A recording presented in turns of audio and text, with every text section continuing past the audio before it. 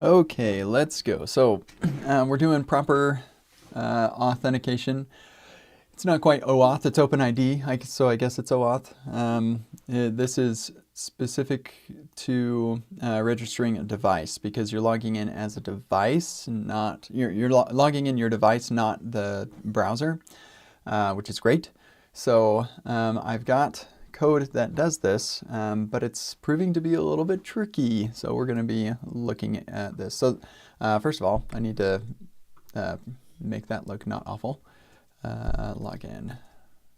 And this button, I think actually we're going to do a full stack component. Or actually, you know what? This should just be a link. That's what it should be. Link to login. Login. There we go. And then, let's see, probably do, no. Yeah, this isn't where it should go. I don't know what I changed. Oh, okay, whatever. Where is this thing rendered? Nav toggle. Okay, yeah, so this will go right there. We'll make that look better later. Okay, there we go.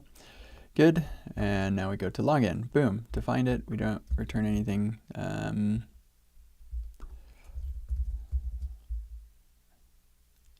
Oh, right, we've got a loader that doesn't return anything. We'll look at that in a second. Okay, and we'll have, this will probably be our main, I suppose, unless the layout. Yep. Okay, and this will be h1 login.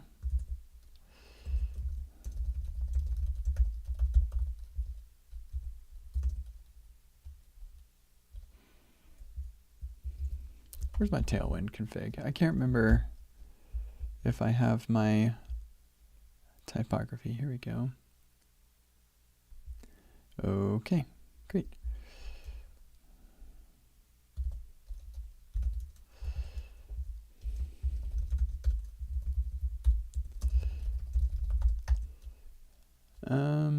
We'll do, oh, I forgot, I need some music. Pretty much Suka is my music player.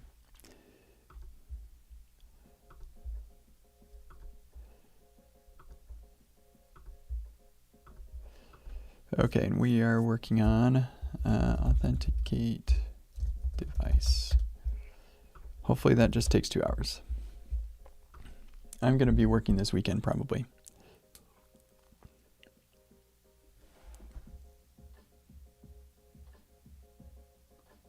Come on, QR code. Oh. There we go.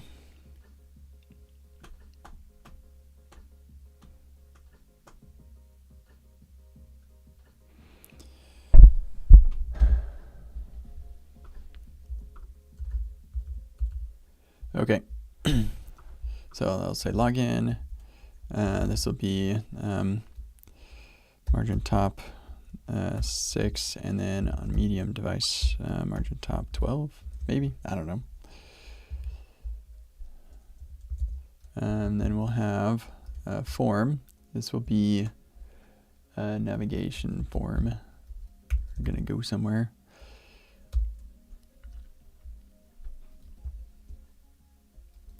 And this will actually just have a button.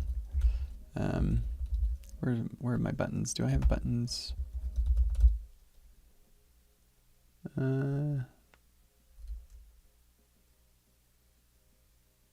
Yeah. Yeah, there it is.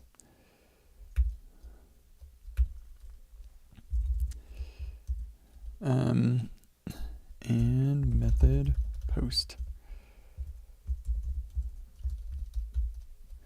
And we don't need to worry about any of this stuff. There's only one thing you're doing on here anyway.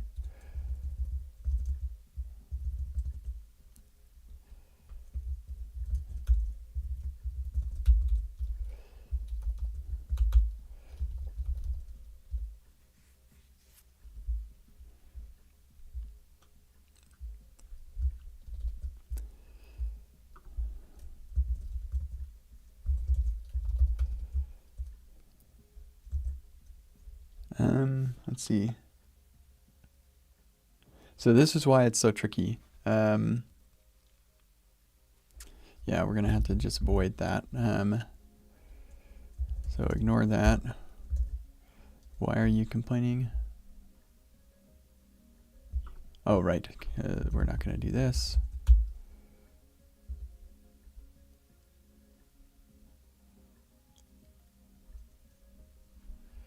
I mean, that would make it easier. Let's just try that.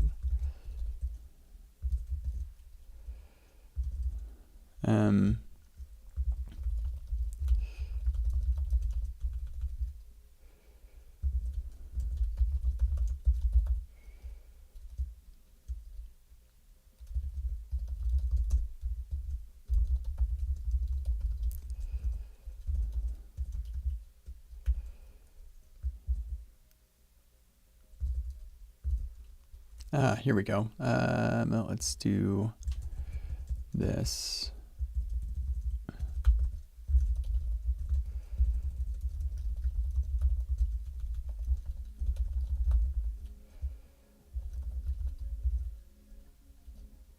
Hold on a second.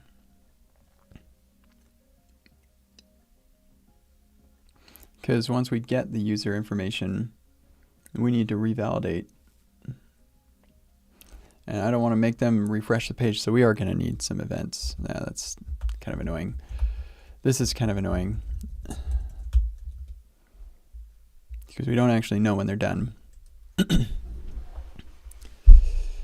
So I'm going to need an event system. Now, I know that I've got a nice way to handle, oh yeah, here, let's add an ensure undeployed as well. Where are we? And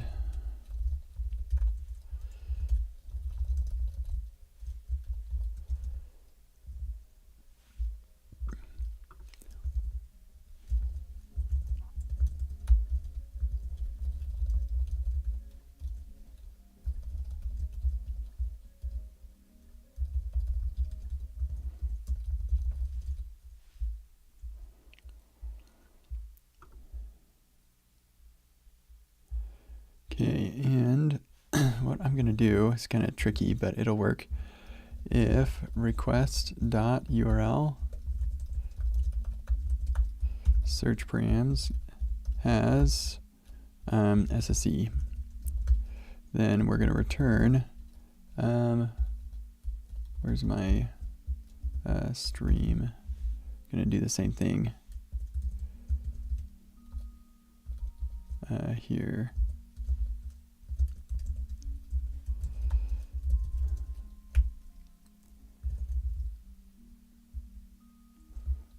Okay, and then this, we'll need to send an event whenever our event emitter does its thing. I gotta go get an event emitter. We're going to Rocket Rental. Here we go. Chat. Chat server, here we go. Something just like this. Sort of, but we got better ways to do this these days.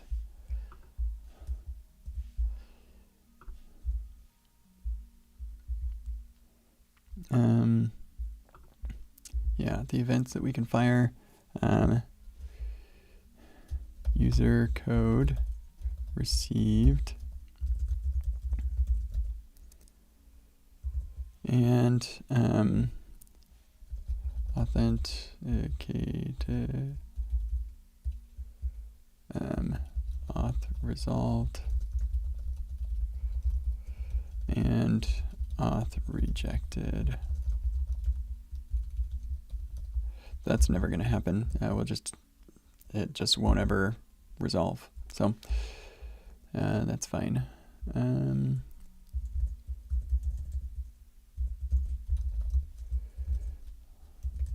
this is our auth emitter. And now we can do a singleton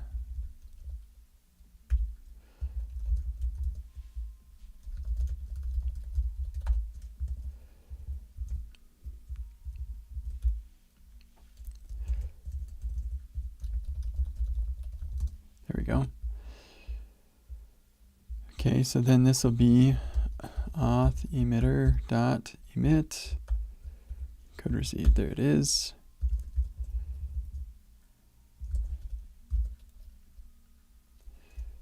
And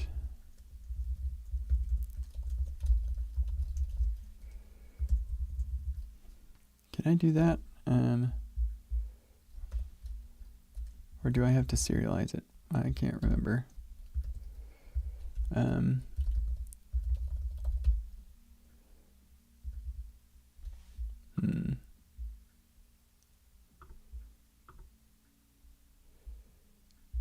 Doesn't look like I have to serialize, so that's nice.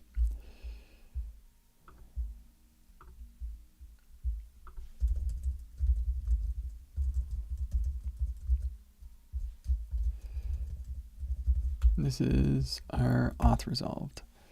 We get our token set and user info.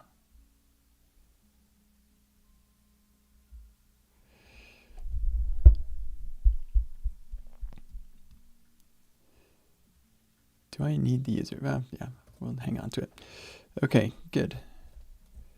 And then here we're gonna, the event stream should return something. Yeah, return a cleanup function. I'm not sure what we'd clean up here. Let's see if there's a way to clean up the client.close or end session URL. No.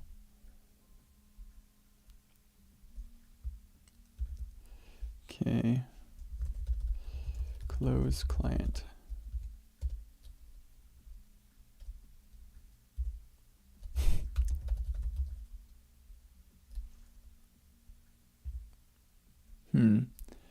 I don't think that end session URL is really gonna be what we need here.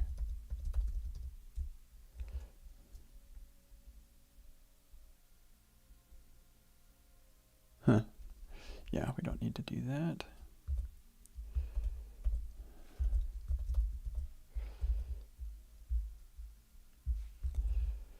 So I guess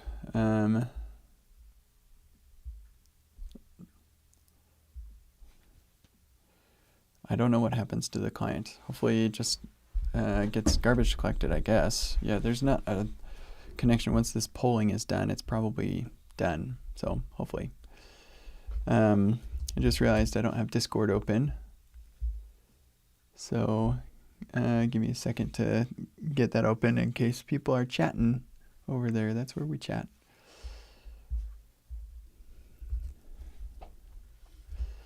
Okay, so then we're gonna say, what is it? Our event or our auth emitter dot on events dot user code received. Oh, right. Let's keep this consistent here.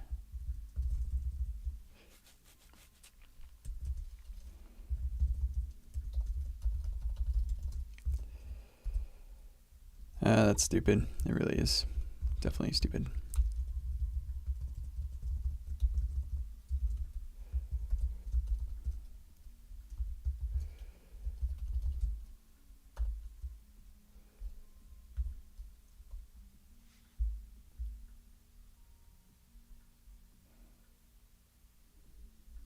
I can't remember how send is supposed to work. Send data.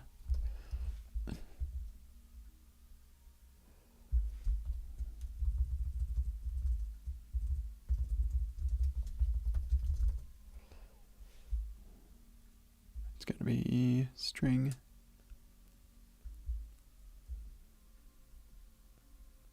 Yeah.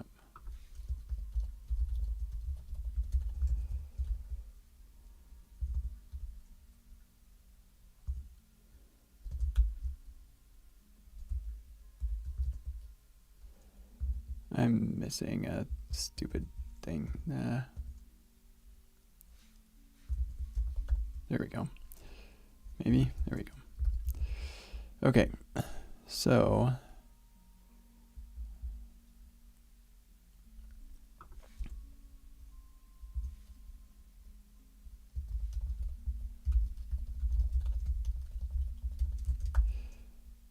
is that gonna do it? Oh, no. Oh, right.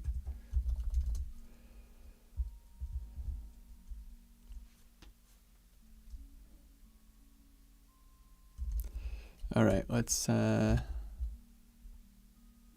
this a bit better. Export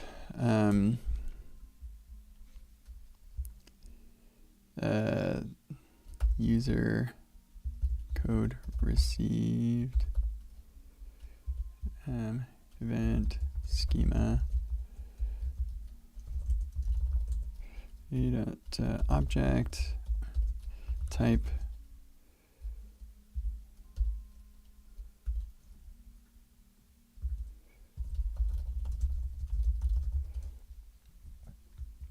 and then thank you.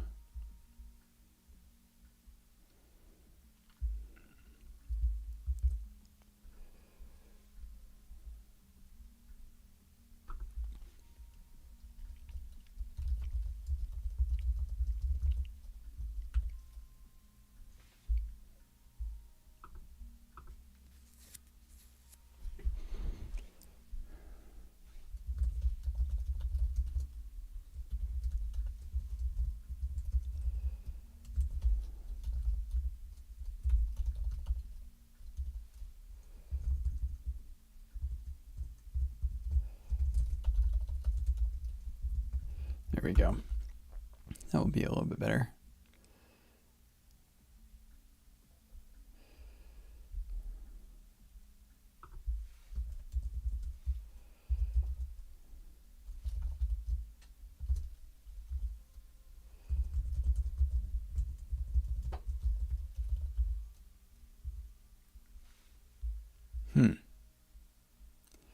That's definitely not what I expected.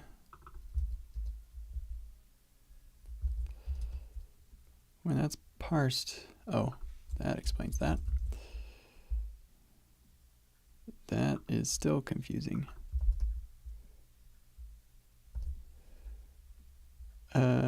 What?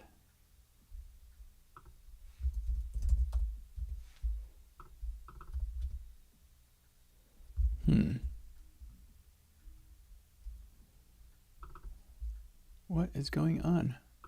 Oh, good grief. I mean, it's better the TypeScript tell me now and I'd be confused now than be confused later, so.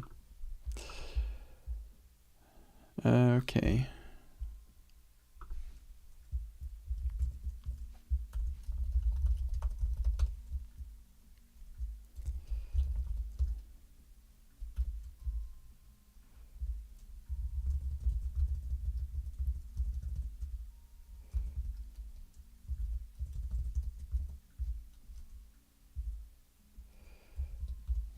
And actually, we just do the whole event. That includes the type. That way it can be parsed on the other side. Let's do this. On user code received.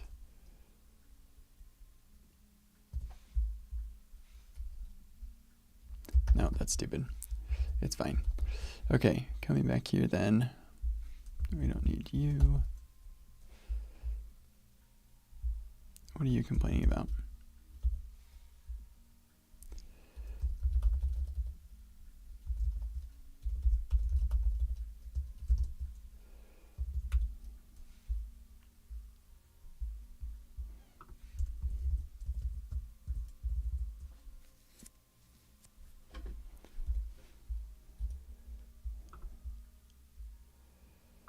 Okay, so on that received, stringify,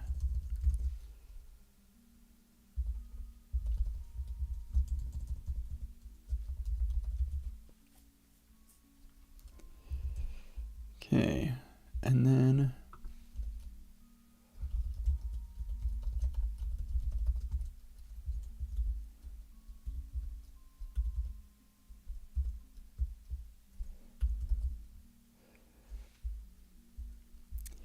Okay, and then event source, use event source. Here we go.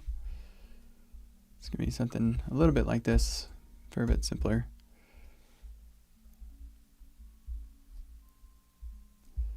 Yeah, this is going to be a fetcher, actually. Login fetcher, use fetcher.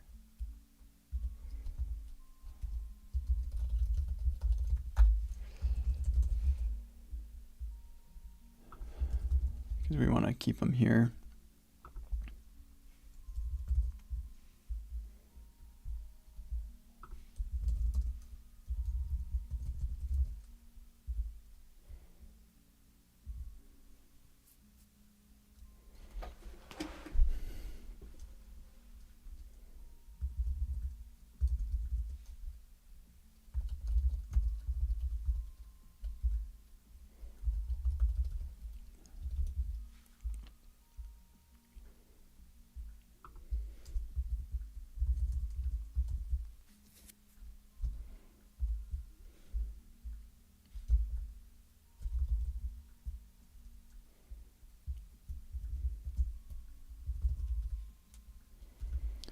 Oh, but we don't want to send this.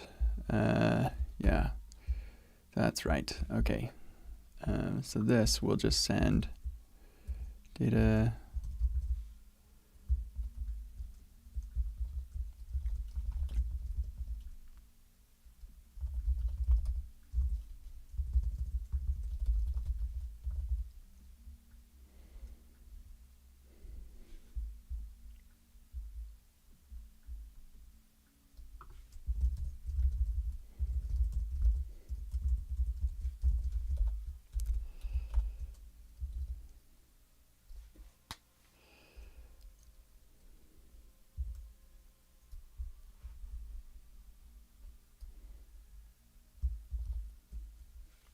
Yeah, I think I want to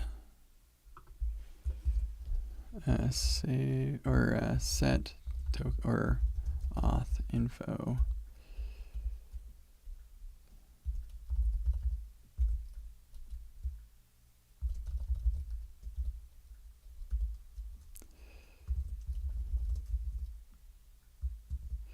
Yep, here we go.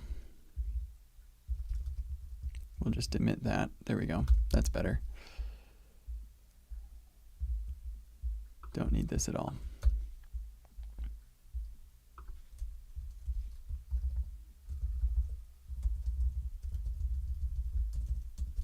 Okay, yeah, just going back on like everything that I've just done.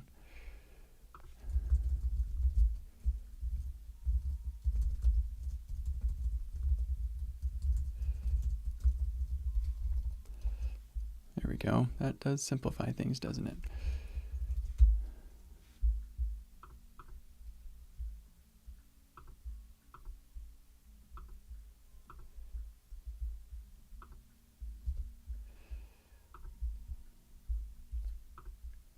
Okay. So then in here, we're going to get the code.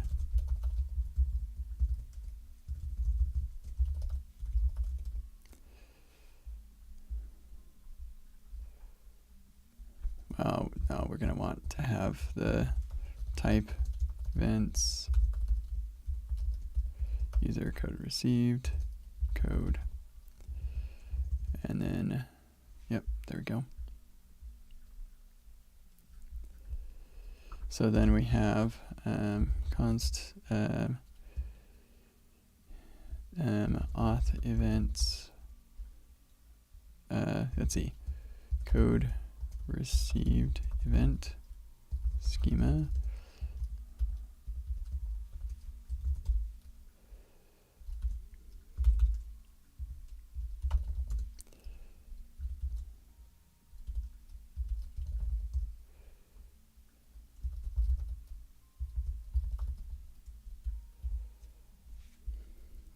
There we go.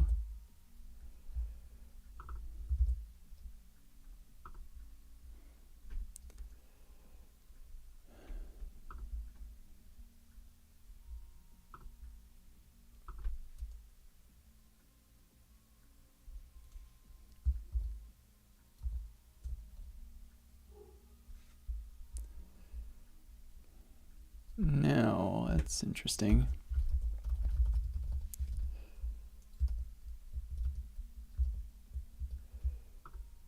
Oops.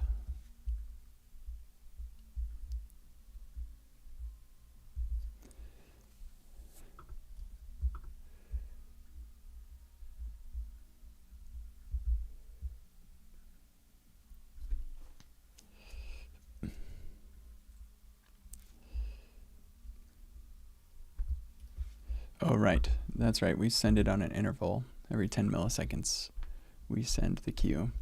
Yeah, this one's a little different. Okay, cool. That makes sense. So then we're going to switch event or result dot data dot type. And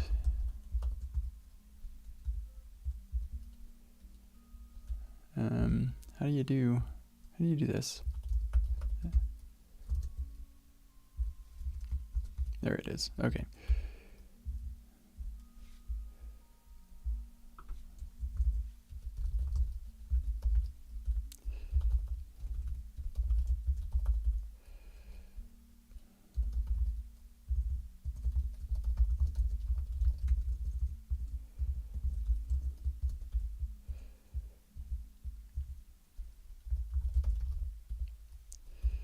There we go. I definitely thought that would there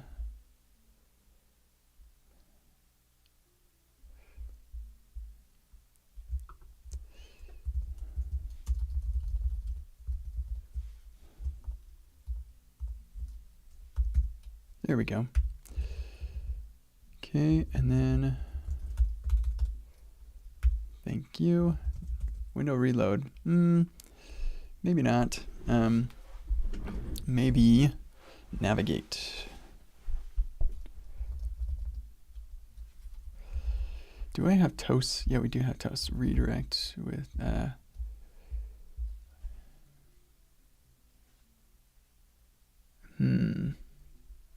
because this is client side.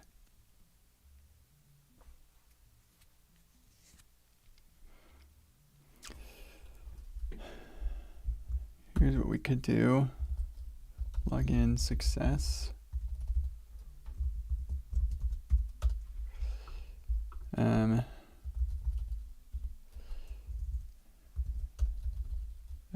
Auth info.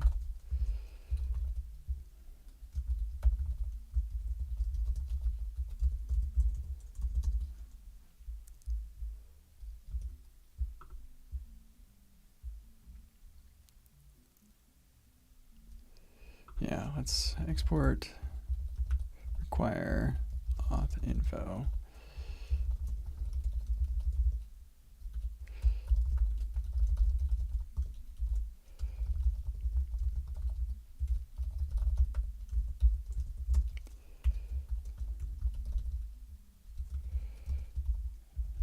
I don't have a redirect with toasted, do I?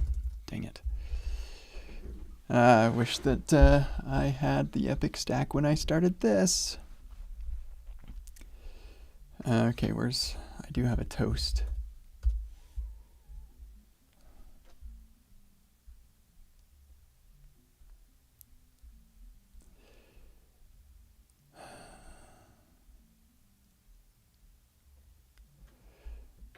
Should I just bring in the toast implementation from the Epic stack? Maybe. I don't really want to get into that, so we're gonna not. We'll get add that later.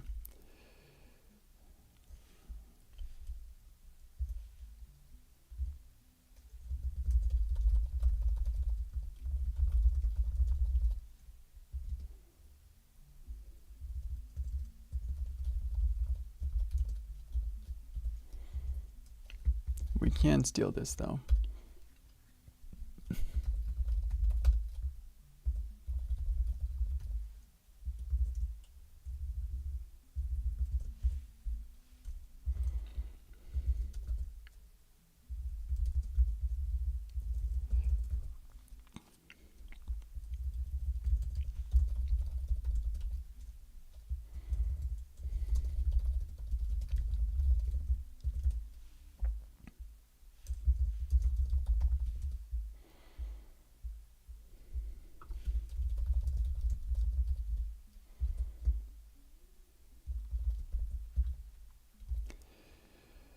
Okay, so yeah, this will be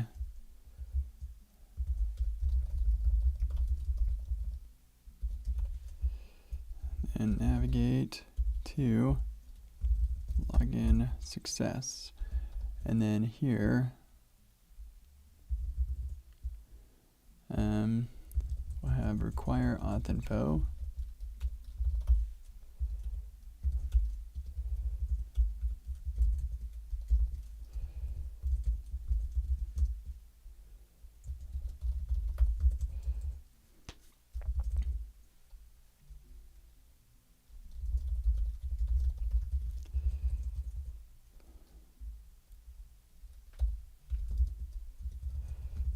Yeah, that'll be enough.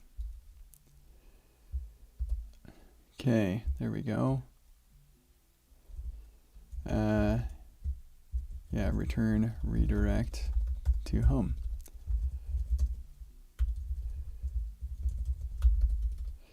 Okay, folks, I do chat in Discord, so check out the description, and that is where we do chat on my streams.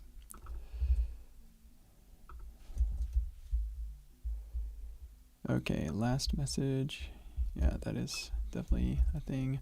Navigate, also a thing.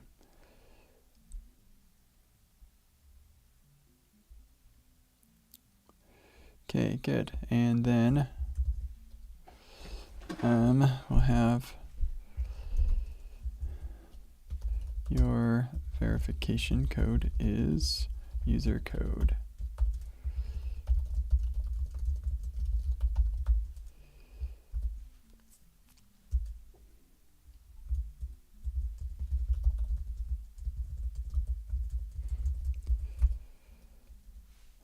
All right, and we don't need the form. Okay, cool. So coming over here, refresh. Oh, ensure deploy, undeployed. That's what I wanted.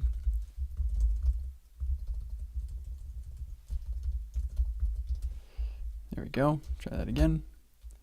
All right, that sure looks awful, but let's try it. Boom, log in. What happened? Who knows? Oh, okay. Sweet. What happened to the user doodad? Let's try that again.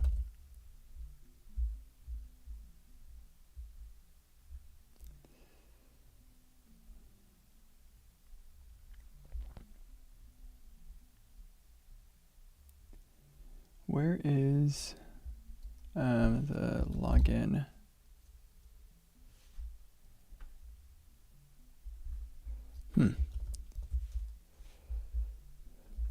Oh, what's up, Ayush?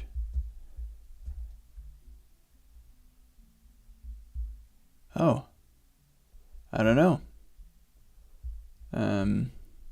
Yeah, I'm not sure why it's not working, or why it is working for me. I hope it doesn't stop.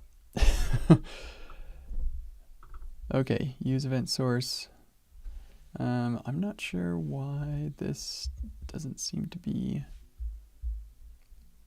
calling the loader.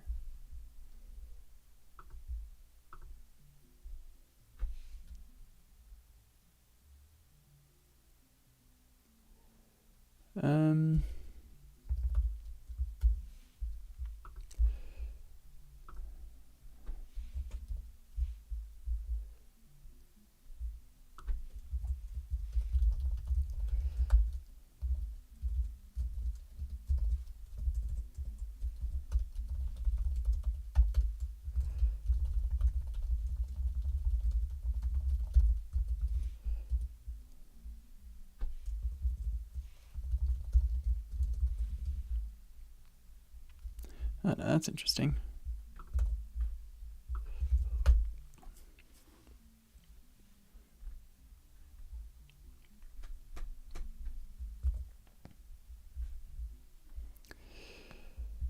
Well, so I'd expect one of these, but I don't know why we're not getting the event source. This should definitely be getting called. So So I guess we'll debugger this guy. Well, okay then. What the heck?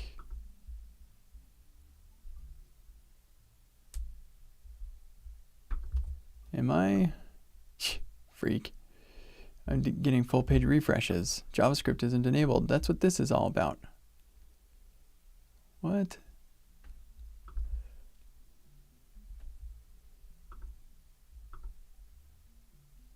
I'm very confused. What the?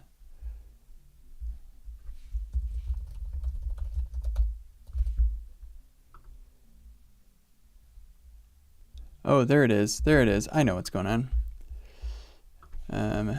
This was exported.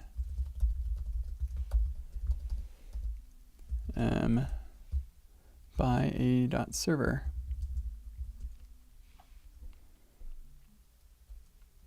Okay, forget this.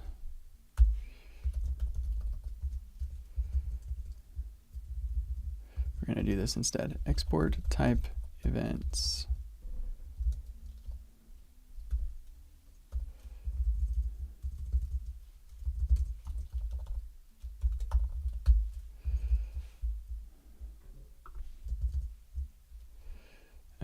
Okay.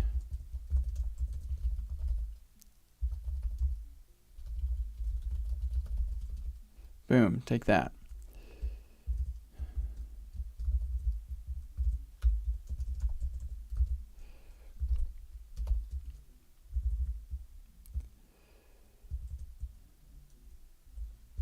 Ooh, can we do this?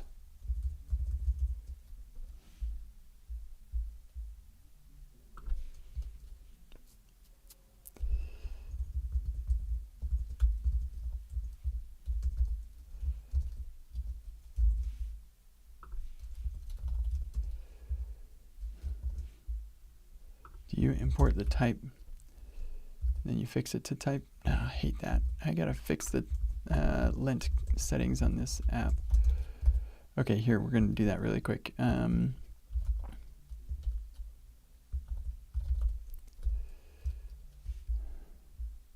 we go.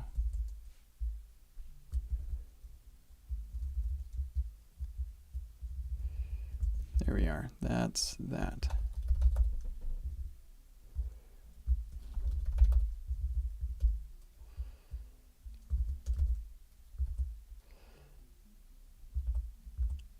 How about that? Now we're talking. Okay, I'll have to do a lint on everything later.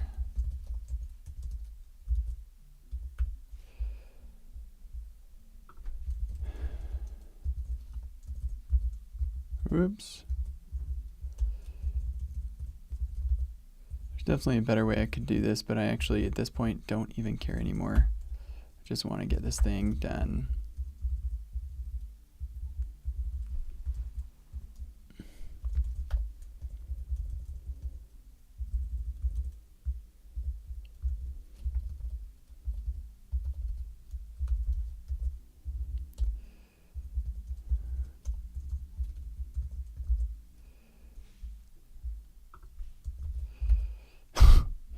I feel pretty stupid doing this.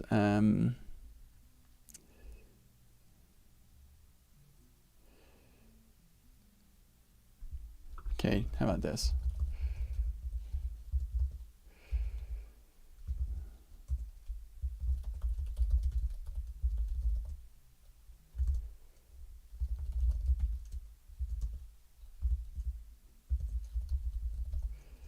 No, this I feel no, stop. This doesn't matter. Move on. We'll fix it later if it really bugs.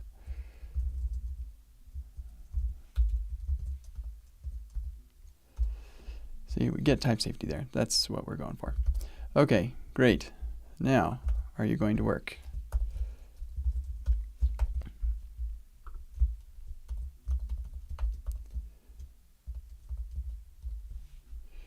Okay, we go login, and nope. There's the server sent event.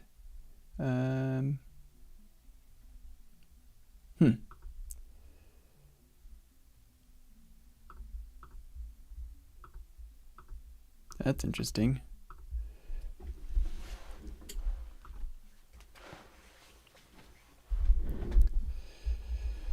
Okay.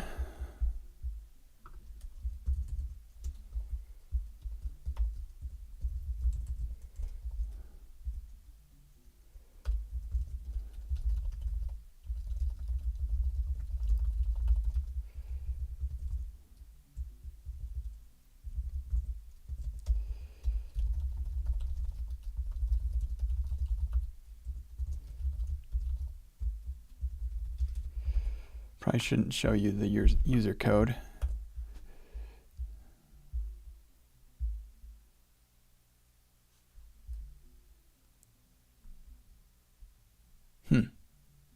Something's messed up.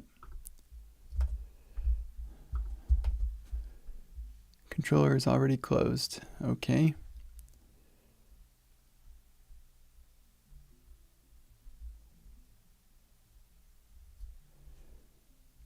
It's coming from the event stream.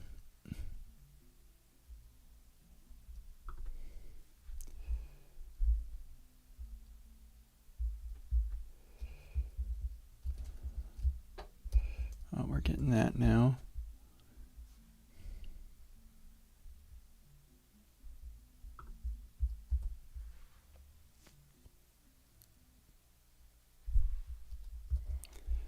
And for some reason, that crashed it so bad that it won't restart. I don't know.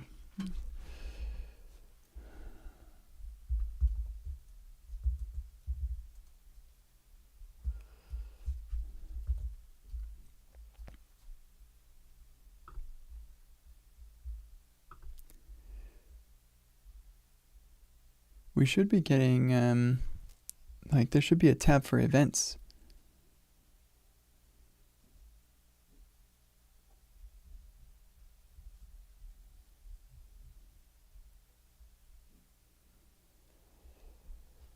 Okay, well, let's just see what happens now.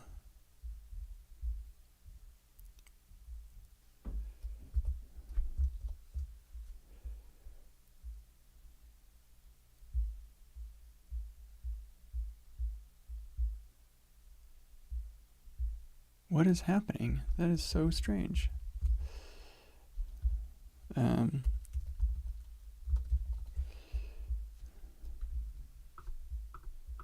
Don't I have one of these that actually has tests?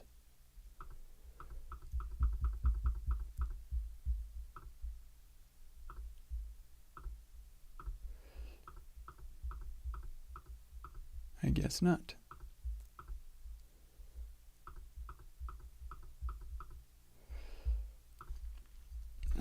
Okay, let me just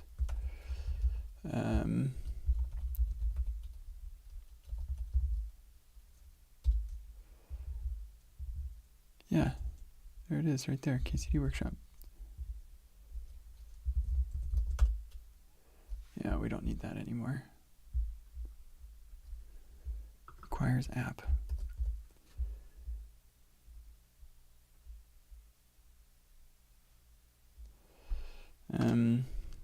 Yeah, this is not a thing.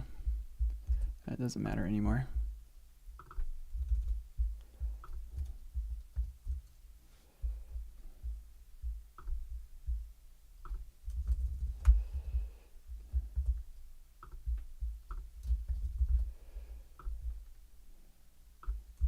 Oh, I know what's maybe going on.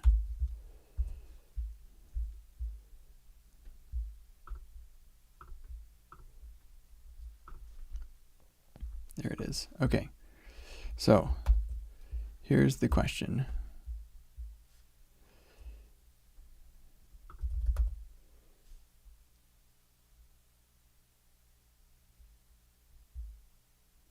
"404 not found." What?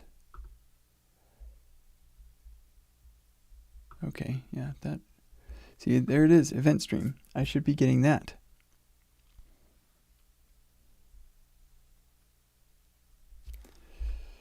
Okay. So, coming back here then, what if we send something right away? So send data JSON stringify type. This is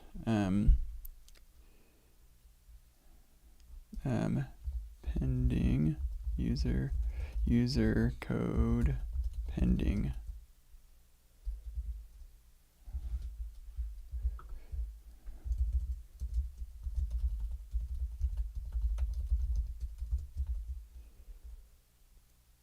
You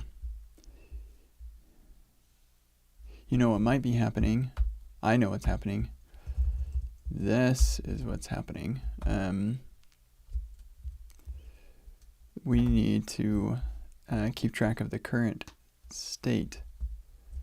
Yeah, so what's happening is we get through all of this stuff and we emit the event before, no, the event stream is set up. Event stream, or returning event stream ready, or listening to events.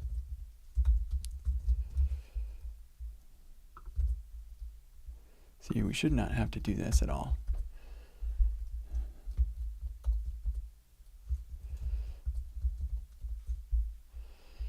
Okay, so coming back to login then. Why did that happen? Why do we keep on crashing? Okay, I gotta stand up.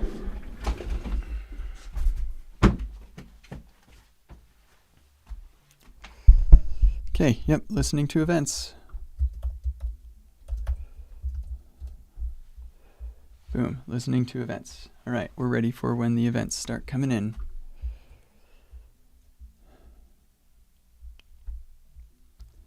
So then if I hit login, we should not do a full page refresh. We do not. That's good. But then we get this. Why is this failing?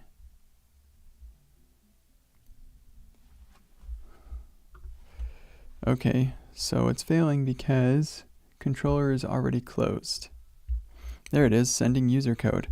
Oh, no. I'm confused why this request is being made again. That doesn't make sense.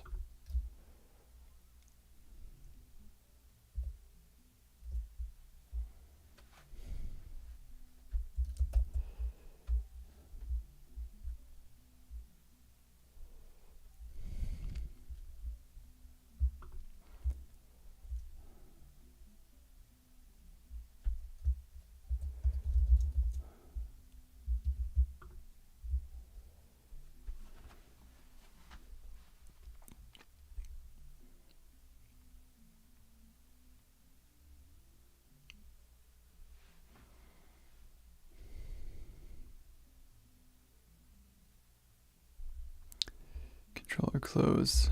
This function close. Why is this add event listener abort? So it's getting closed. If closed, return. And we call the cleanup, and then close is true, and then we close. So somehow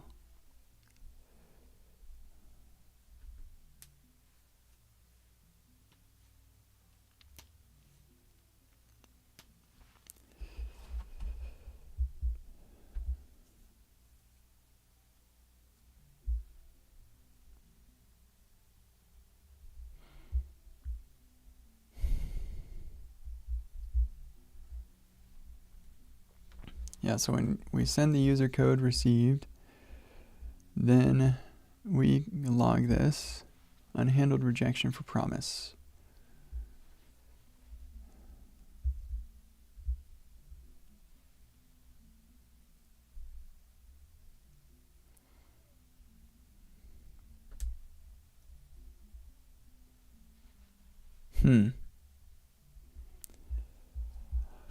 Yeah, I don't understand what's going on.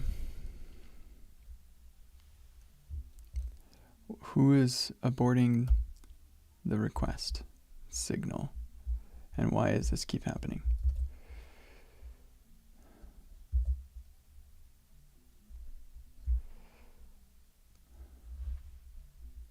Okay, what if I don't send anything?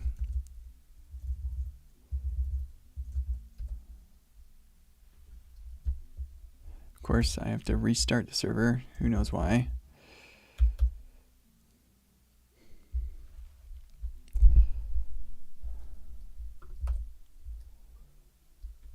So here's our SSE. For some reason, we're not getting the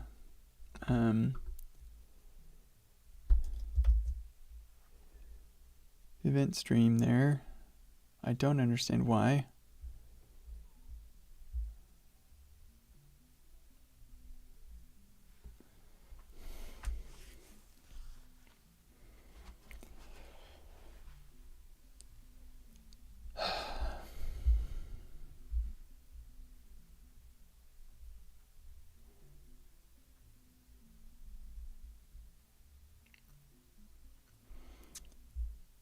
Just when I call send, calling send causes problems. Why would that be?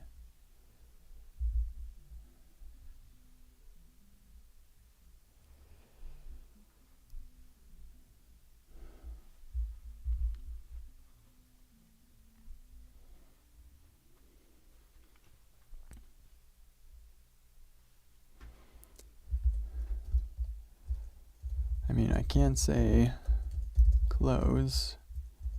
When this happens, we could call close.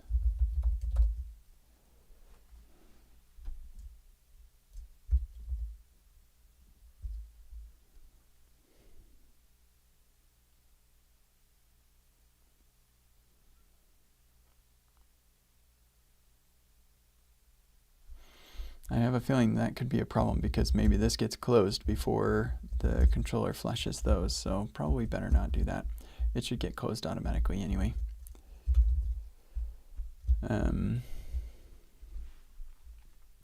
But why are we calling close?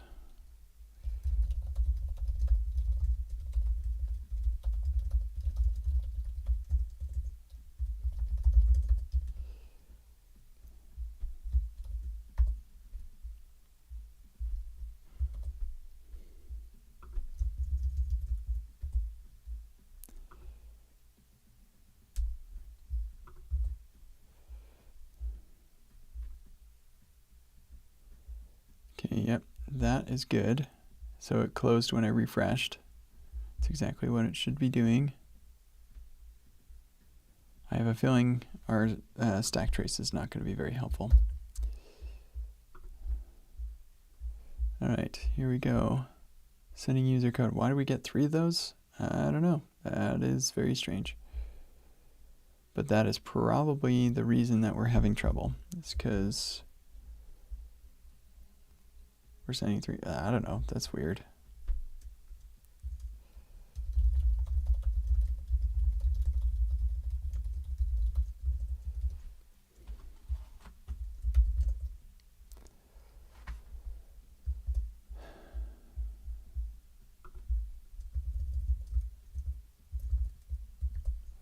Yeah, that is confusing. Why did we get 3 of those?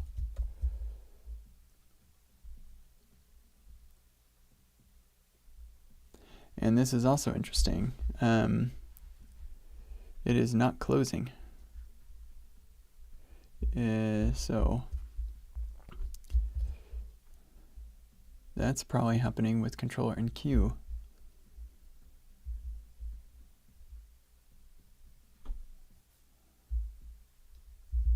Yeah, that's coming from here. So why is the readable stream closing?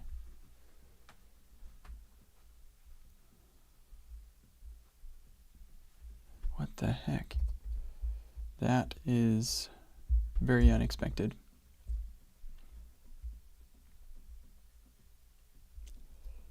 Okay, now that's interesting. Why did we get 2 of these?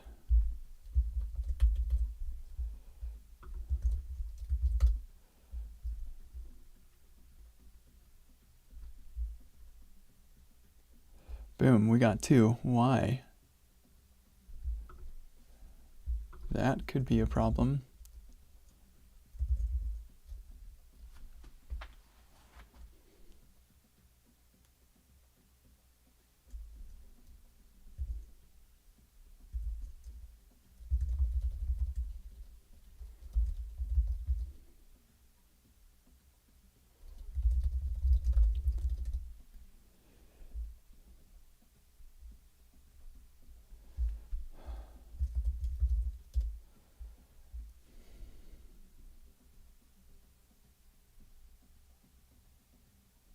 Okay, now we only got one.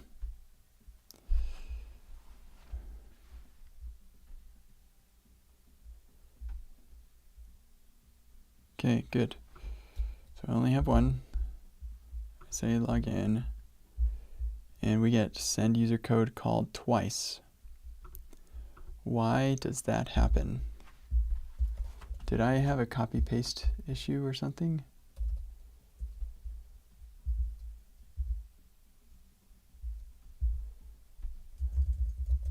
We emit only twice, and one of them is with user code received. Emitting user code received.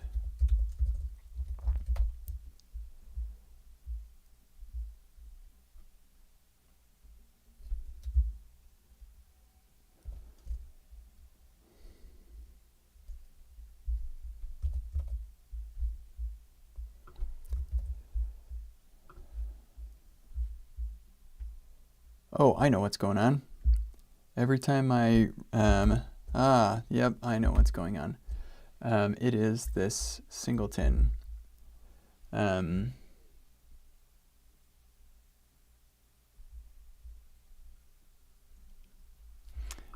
that. Auth emitter off. Gosh, dang it. I feel stupid. We never clean up. I knew. I was like, oh, we probably should have like a cleanup, right? Yeah, we should. Okay, and I'm done with this stupid events stuff. Auth events. In fact, actually,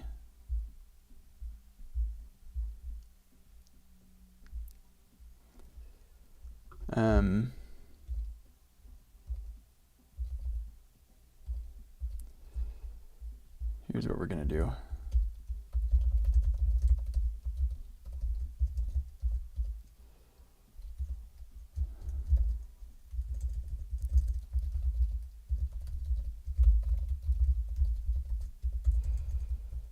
Event types.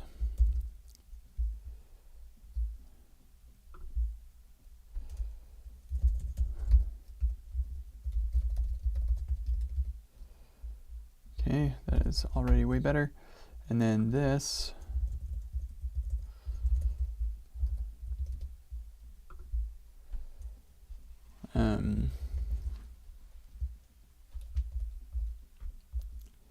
Yeah, the annoying thing is this is server-side only code, and this is client and server code. And you don't run into this a lot, but you do occasionally. It's pretty annoying.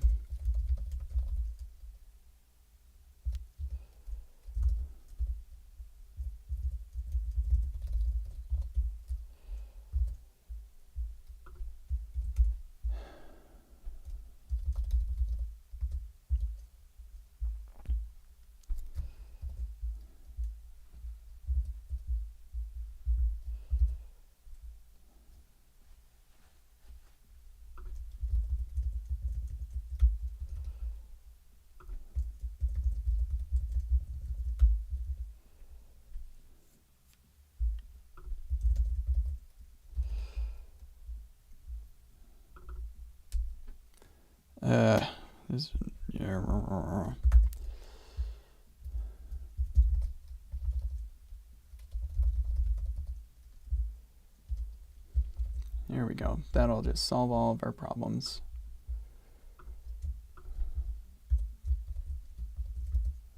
That way it can be accessed both in the client and the server. The tricky thing is that we're emitting the auth emitter events, and that's only a server-side thing, but I want to just reuse those on the client, and I probably shouldn't, but it's, yeah, it is what it is. So that's what's going on.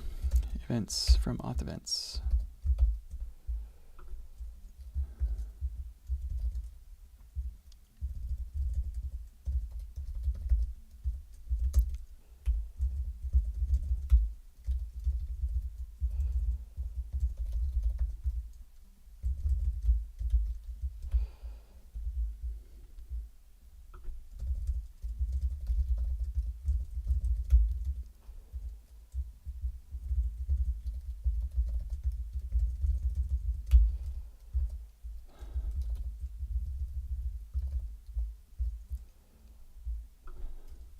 so then we want to take this.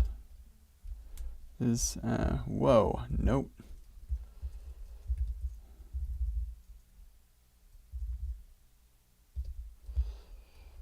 Handle code received.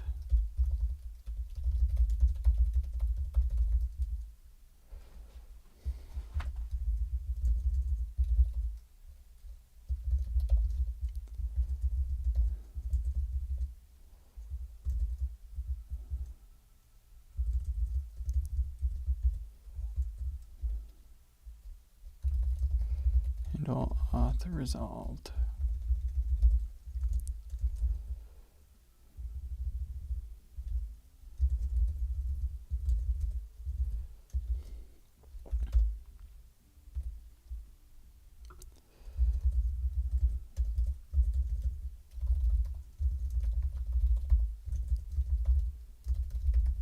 All right, this should fix that.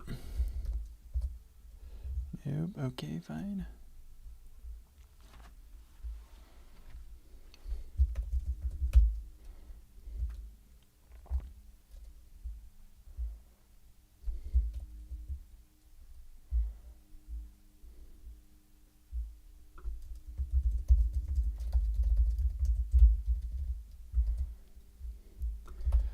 Okay, here we go. Log in. Where's our SSE thing? Okay, so it didn't fail. We're still not getting events. I do not know why, but at least it didn't blow up.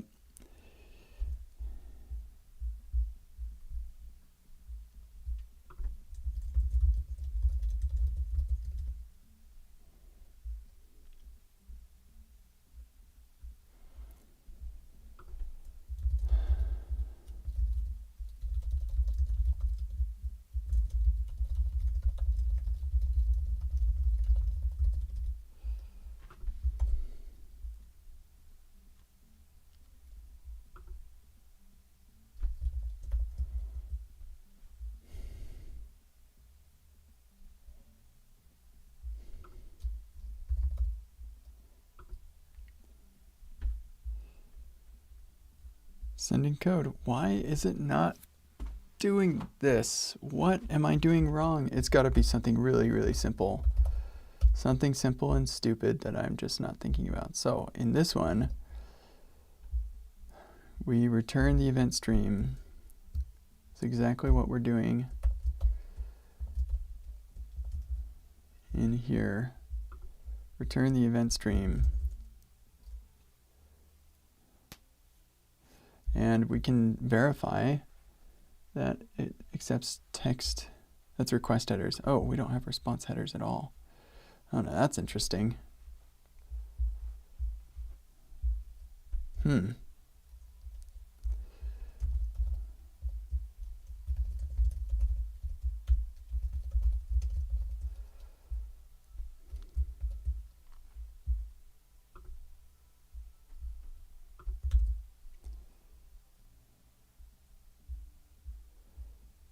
I'm not sure I understand why I'm getting a 404 on that.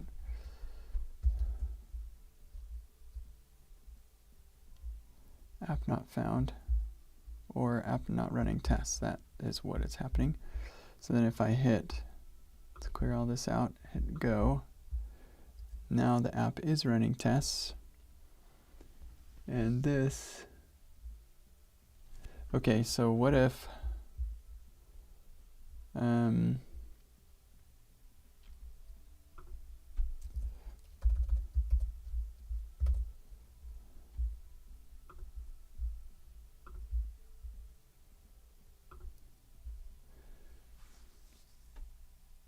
okay, so there are no response headers until you send your first response.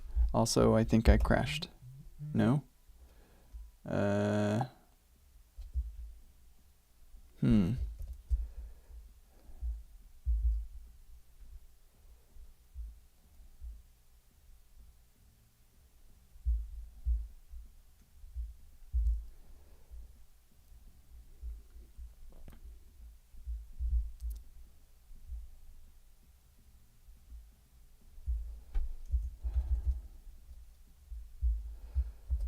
Okay, well, but that confirms my thought that you're not going to get anything.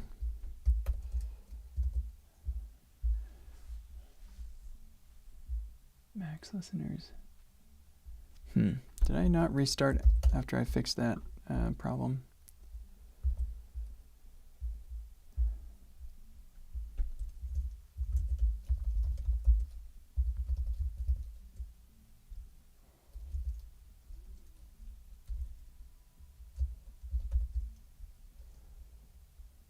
Yeah, let's just do that. What happens if we do that?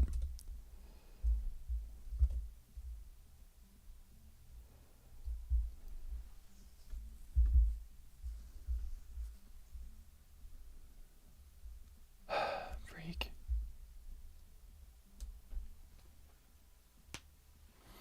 This is a stupid part. This should be a quick, easy thing that I just do, and then I move on to the more important stuff. Why is this really, really simple thing not being simple?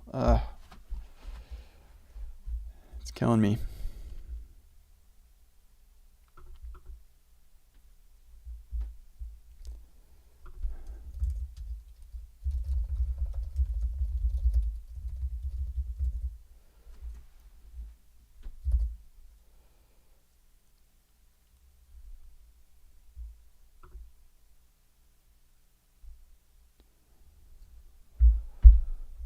Freak.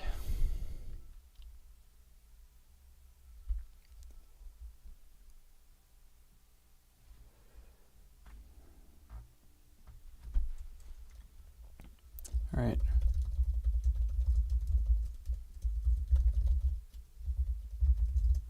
Let's try this.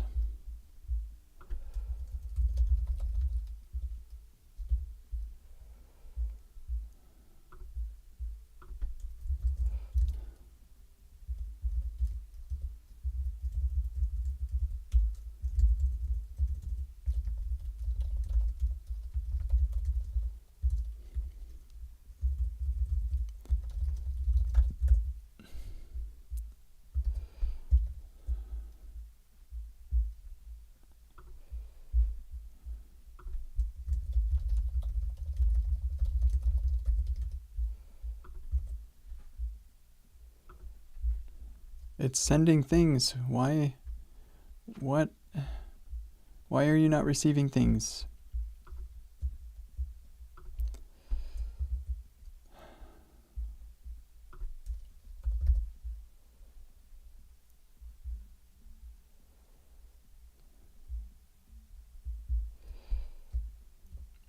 Yeah, this is a problem, actually.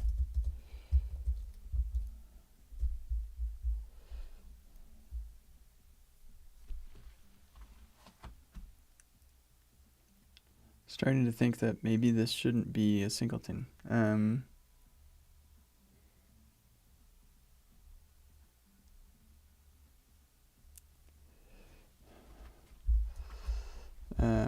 Okay. Is it possible to clear all listeners of an event emitter without having access to those listeners? Remove all listeners. Oh, sweet.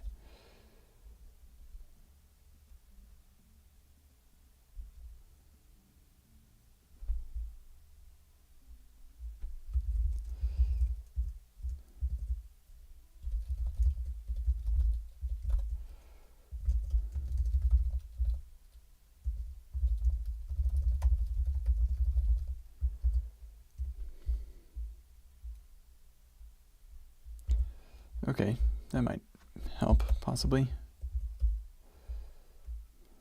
Oh, it's the memory leak thing. That typically won't be a problem in production, but you never know. Okay, so it's sending things, but it's not actually doing anything. It's not coming in.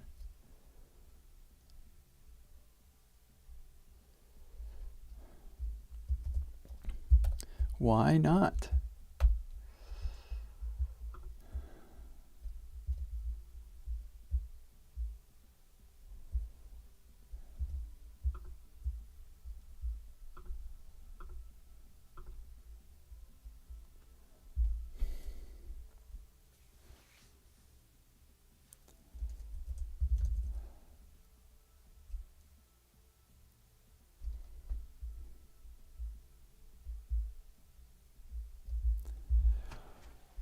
It's sending the response. I've got it working elsewhere in the app. I already have an event as SSE going elsewhere. So why is this one not working? This is incredibly frustrating.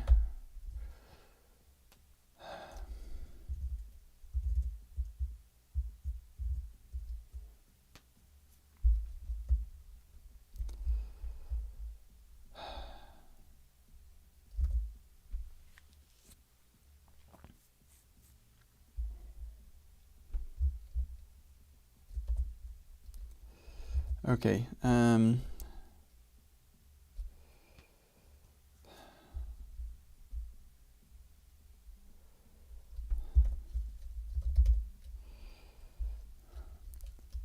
Let's try this. How can I want to curl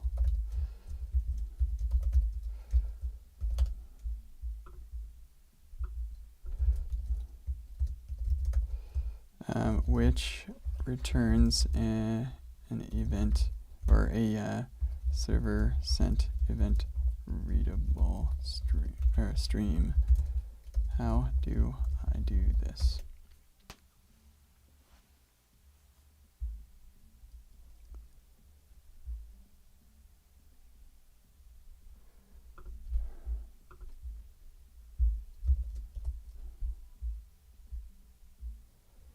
So this definitely should not be sending anymore. That should have cleaned up when I closed the thing.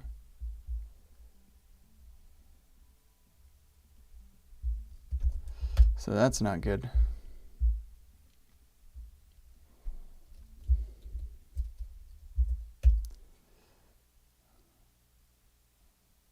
Well, that's interesting. No match found. What? There we go. Sending things, sending things, sending things, but none of them are actually being sent.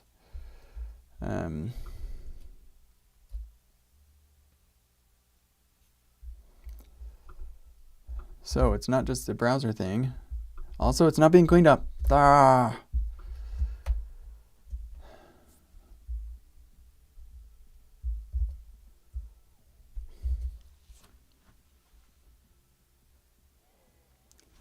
Oh, crap.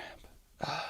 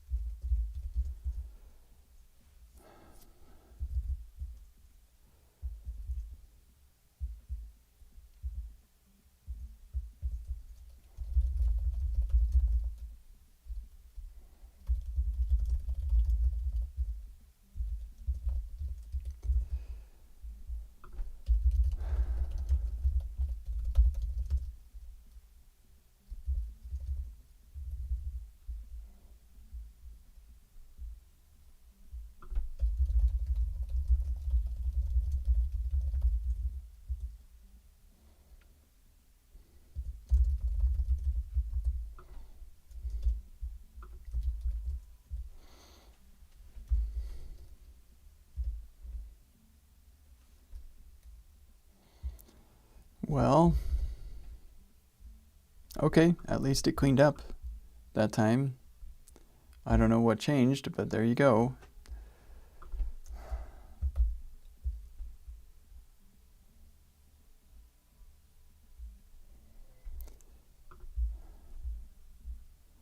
Yep, so this is happening. This is happening.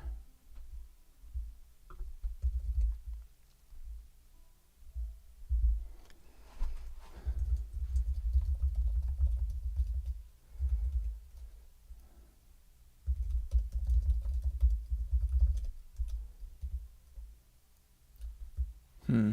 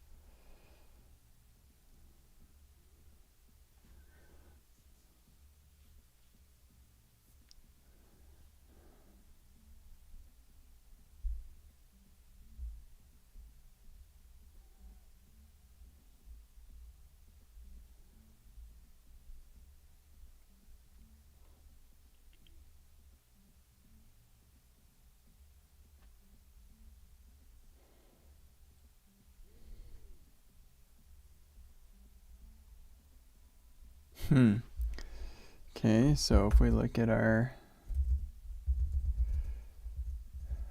server,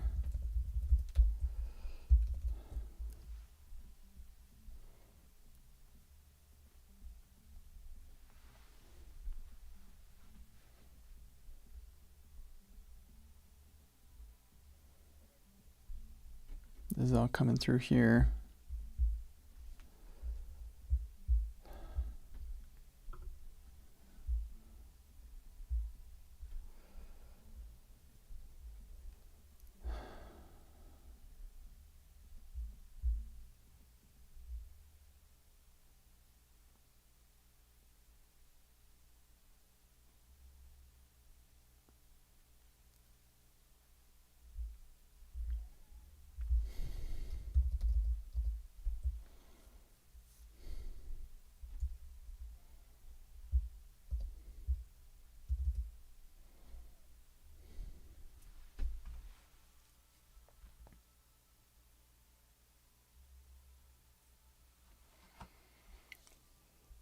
This is so frustrating because it does work, and the other server sent event goes through all of the exact same code.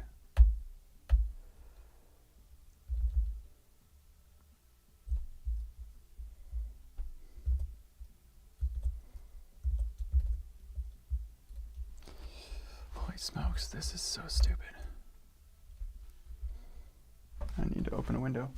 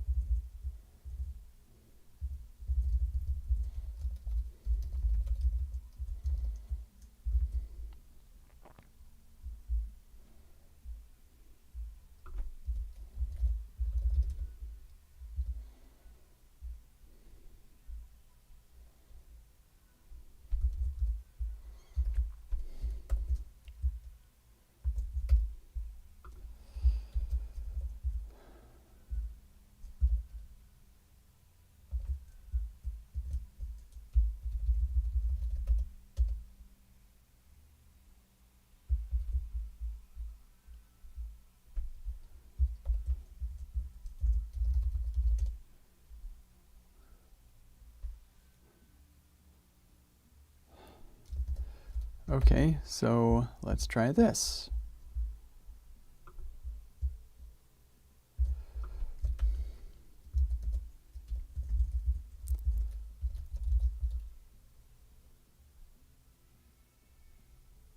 Oh my word. I think I might know. Maybe it has to do with this. No, that would be so stupid.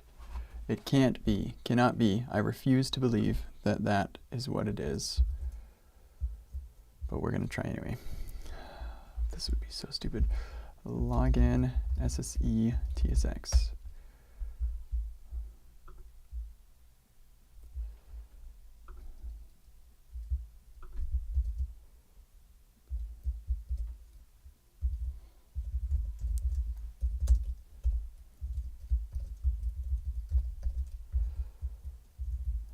Okay, we'll just refactor this and see what happens.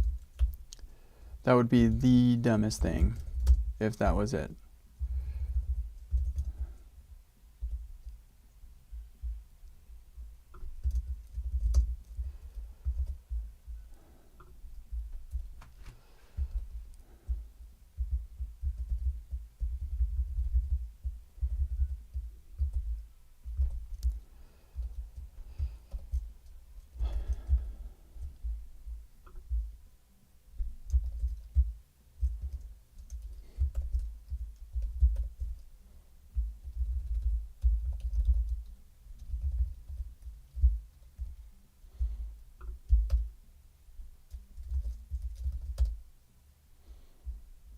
Oh my gosh. Just some stupid routing thing. Oh, goodness gracious. Ugh. Boo, boo, boo. I hate that. Boo. Ugh, it's so frustrating.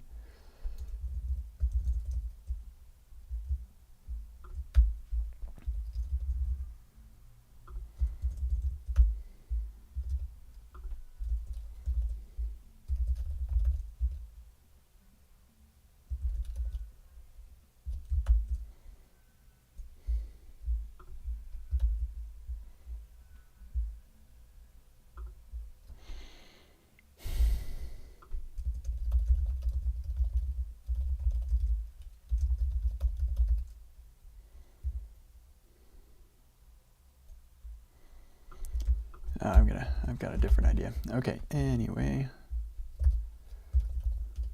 Whoops.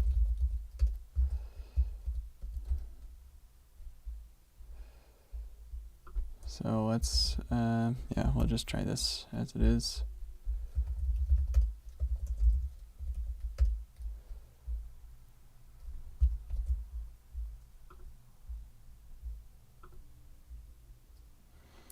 Nothing's coming in, even though we're sending it, aren't we?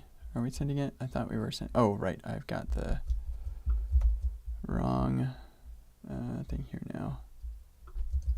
Login SSE. Sending thing, sending thing, sending thing.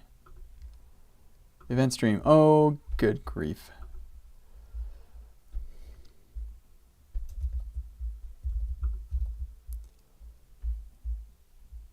It's still sending the stuff because it's not disconnecting, because who knows why. I don't know why.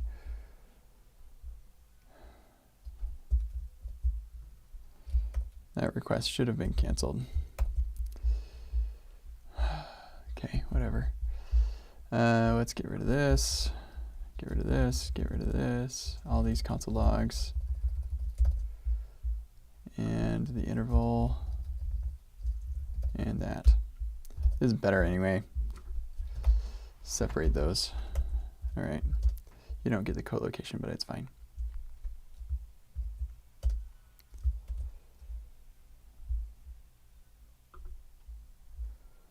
Okay. So there's our login SSE. Go log in. There it is. Soft Penguin 20. Soft Penguin 20.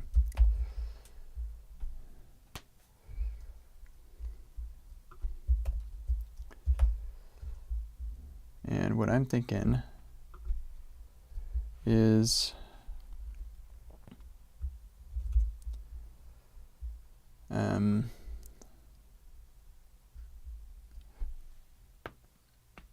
kind of want to force it to be just a tad slower.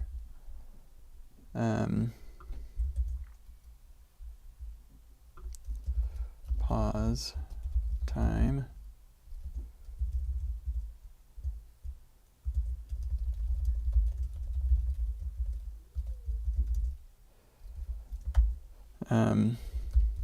To allow the user to see their code before we open the browser. You know what? Why don't we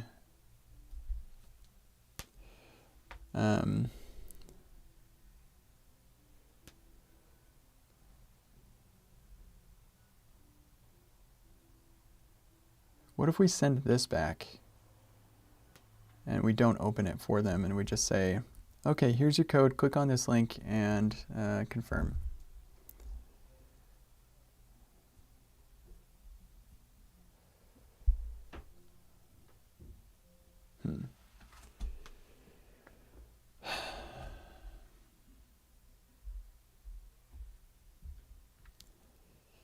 Yes, that's what we're going to do instead of using open.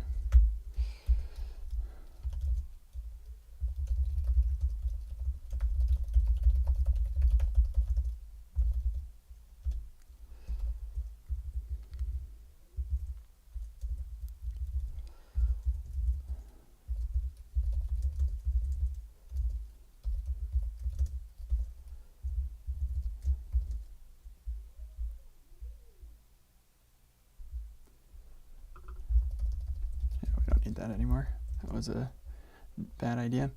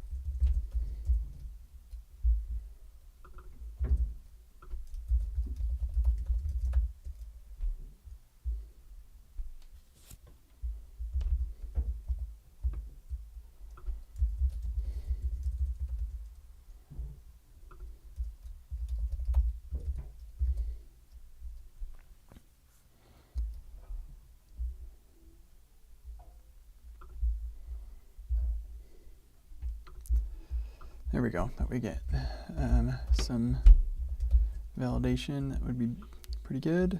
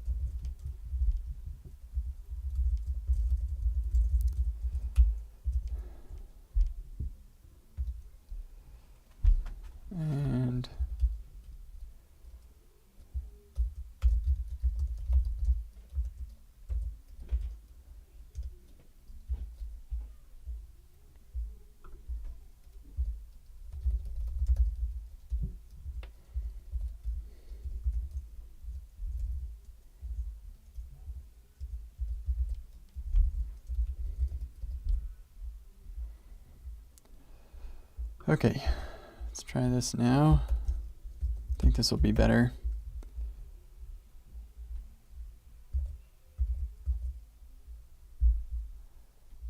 There it is, splendid mole.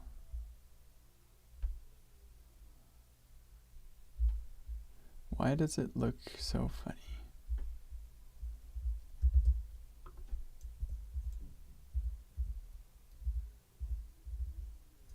Okay.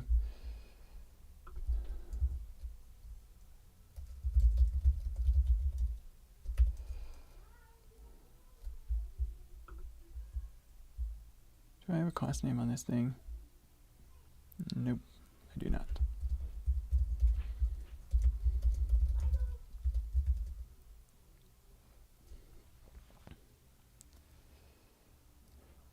How about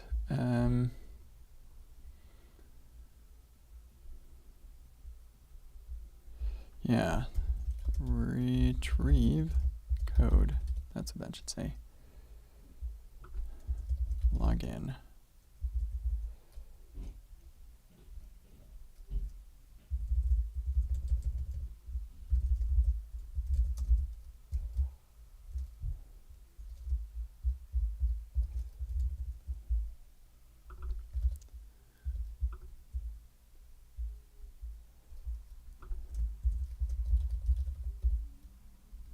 Maybe.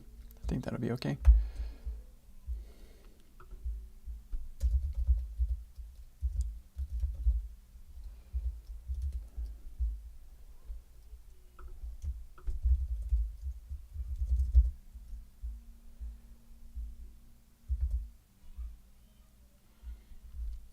There we go.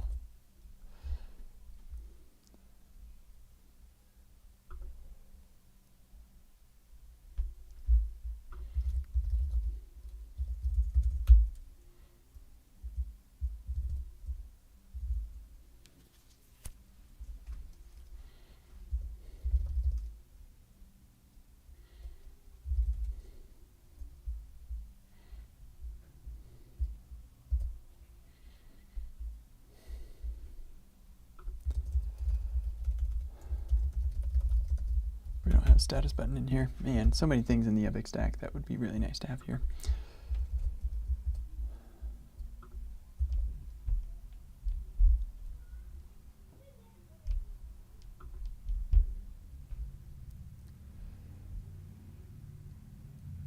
Okay, and then we confirm the device and we can be logged in. Yeah, what's interesting, I hit confirm device right here. And this should have, uh-oh, this failed. Something busted. Whoops. Oh.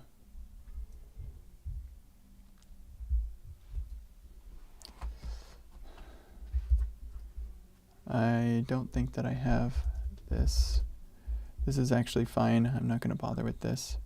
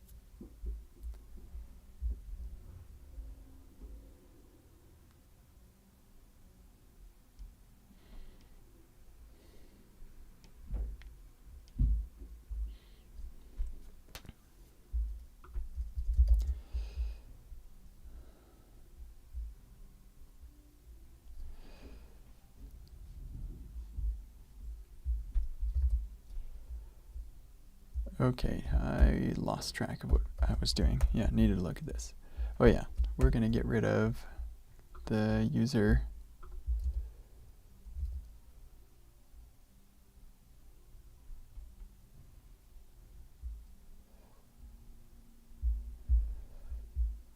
So auth server, going to get rid of the user info and just pass the token set.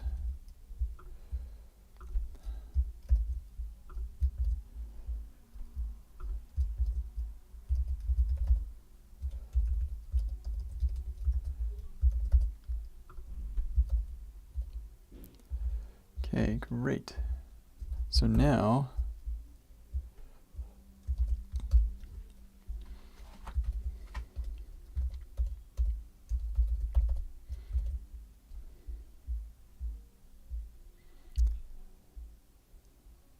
need to have a loading spinner of some kind.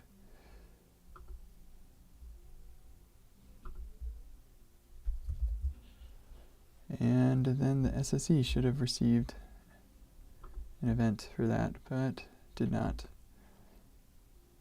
Why is it making another, trying to reestablish a connection? Oh, yeah, because the server fell over. Right, JSON is not a function. Oh, good grief. Really? Because I think you have to import default, which is garbage. TypeScript types not being correct is really annoying. Kablooey. Div cannot. Okay, well, we'll fix that. Pretty Pug, 39. Success. Kaboom. Yes. All right, now I'm authenticated. And if I try to go to login, it should. Oh, right. Yeah, if I try to do this. Oh, actually, it does work. Never mind. All right, and that's fine. So what we're going to do now is in loader, get auth info, auth info, or is authenticated.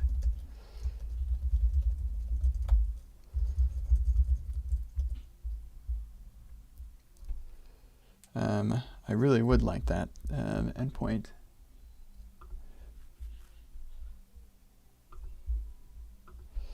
I need the user info endpoint to work, so I can let the user know which email they're logged in with. Also plan on using Gravatar to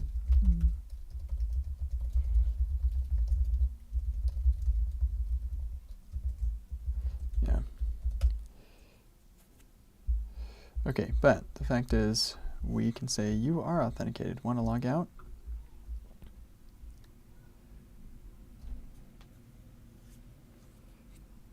And maybe instead of login, this should be account.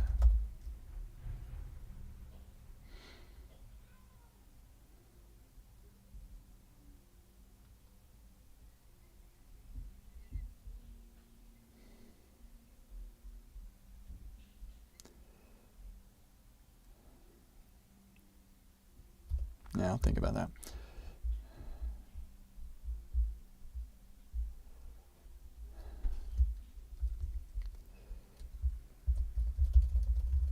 Maybe we do a separate route.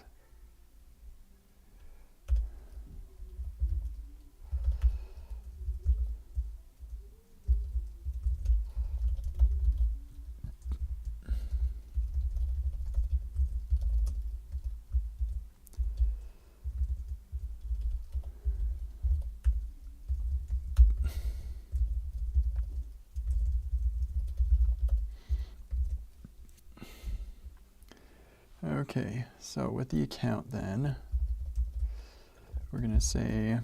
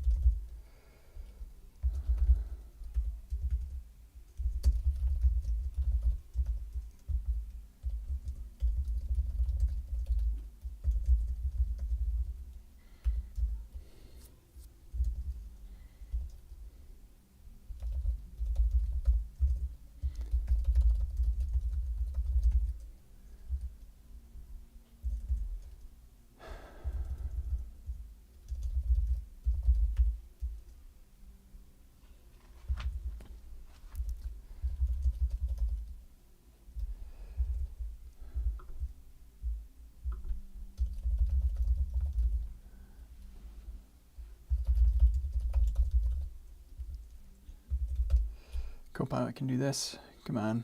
It's not that hard, Copilot. Fine.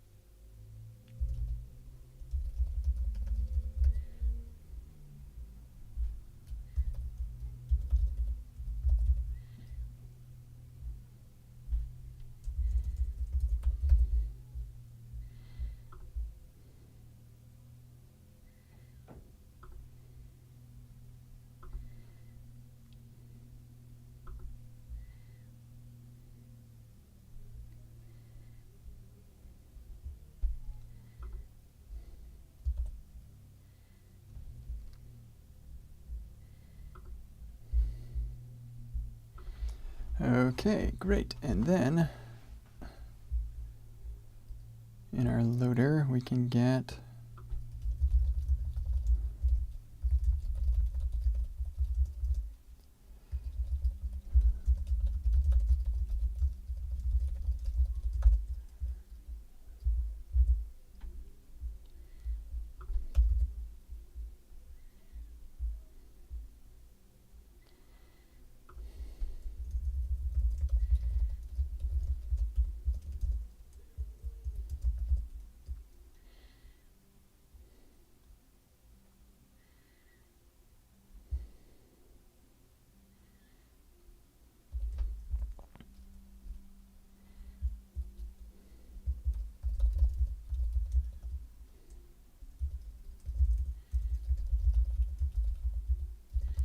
Don't know if there's a way for me to know whether they're authenticated when it's deployed to production, because they're authenticated on EpicWeb. Yeah, pretty sure there's not, unless I make like iframe nonsense, but we're not going to do that. So yeah, this will just be a link to account.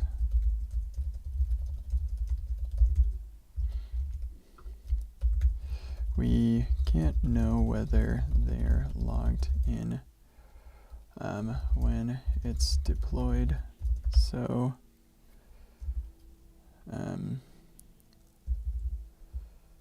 just render the login link in that case. Okay, and then speaking of,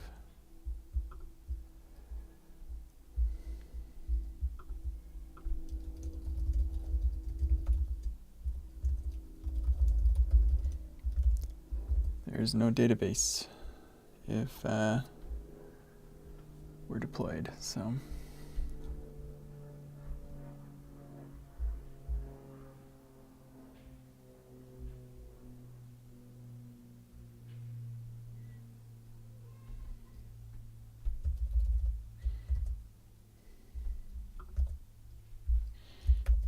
something keeps happening.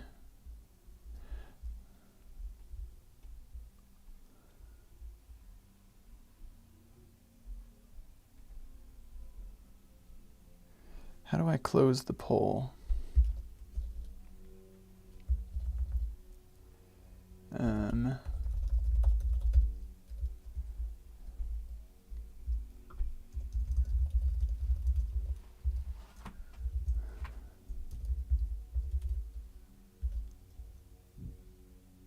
Oh, and we don't need to do this anymore either.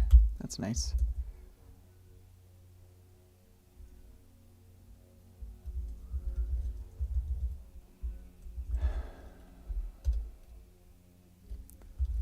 What if we do handle dot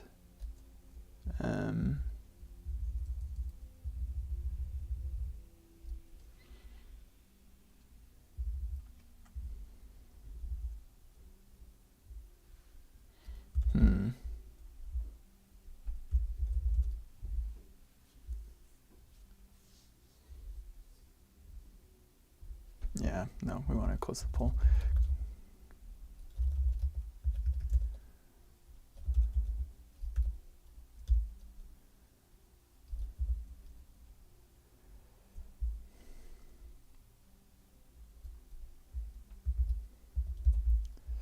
All right, ChatGPT, can you guide me? Handle.close isn't a thing. Is there another way to do what I'm trying to do?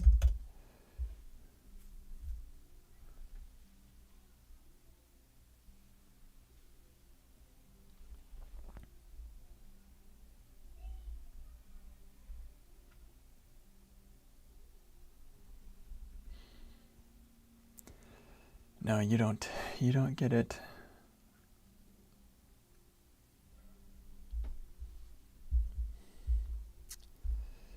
All right.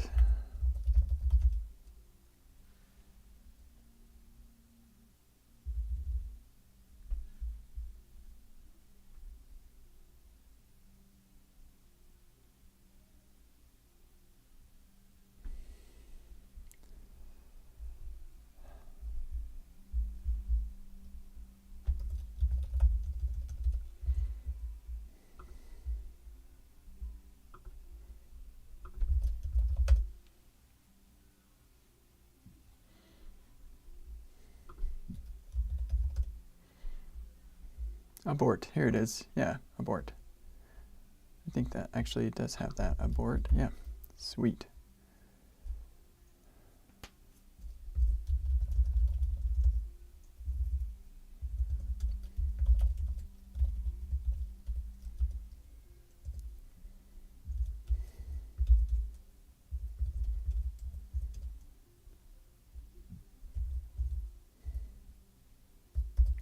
Cool, there we go. That'll do that.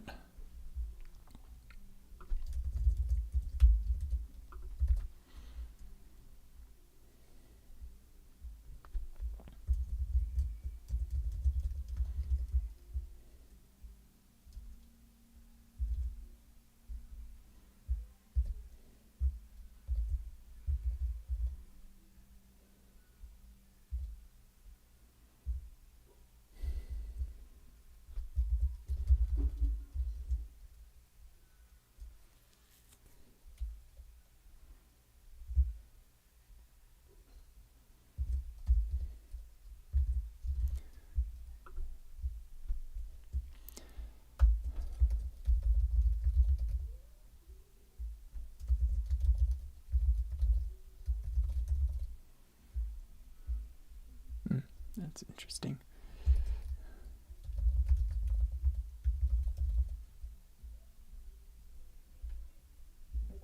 I know, that makes sense.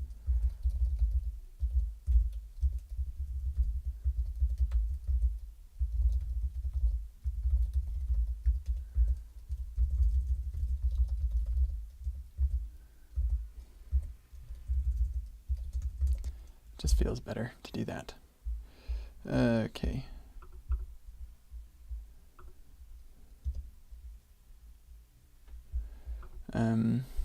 I just realized.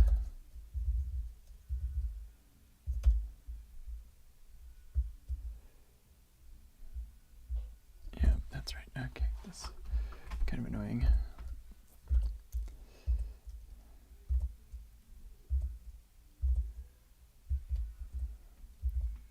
Okay, I think I've got the auth flow down now.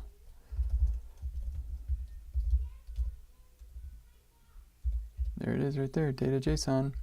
I don't think I want you to see it though, because it's got my code in it. So I want to just look at that though. Yep, there it is.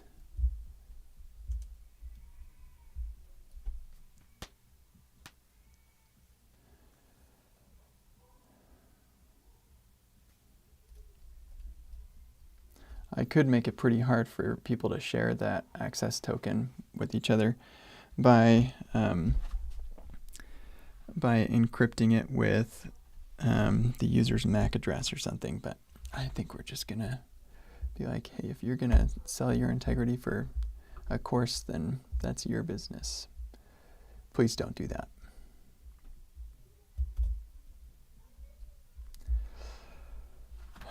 Okay, great. Just gonna do a quick loom, I think, demonstrating the flow.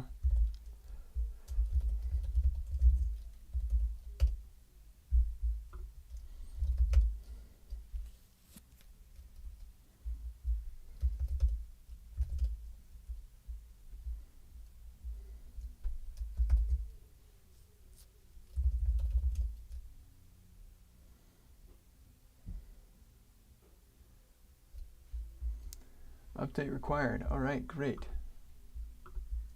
Update loom. See, I tried this already and it did not work. I click update loom as many times as you could imagine and it does not work.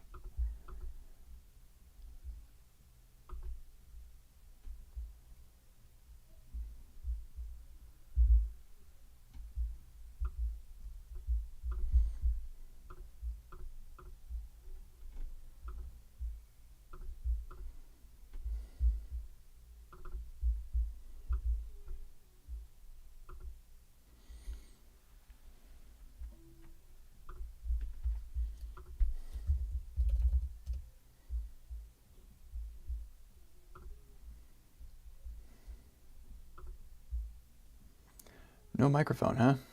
There we go.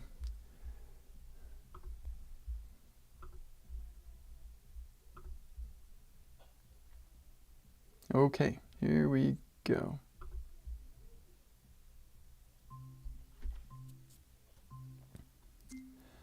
Okay, so I've got authentication working. So here, this is actually supposed to render account instead, but I'm going to leave that to Void to make this look nice because it doesn't look nice. So anyway, I am logged in. I would like to have the user info endpoint so I could say what account I'm logged into. Some people forget the email address they signed up with and all that stuff, so that could be useful. Yeah, I log out. That actually just deletes the data from my machine. And then I say retrieve code. This is going to go do the, get me the handle so that I can review that first and be like, okay, it's going to be dryskunk58. Then we go to login, and that takes me here, confirm device. It's successful. I come back here, and I'm logged in. There we go. And yeah, then I can go to my account page. Looks like that does render. There's something, must have been weird. But anyway, that's the flow, and it works. And so I now have the access token and can make authenticated requests. So now I just need the endpoint for making those. So see ya.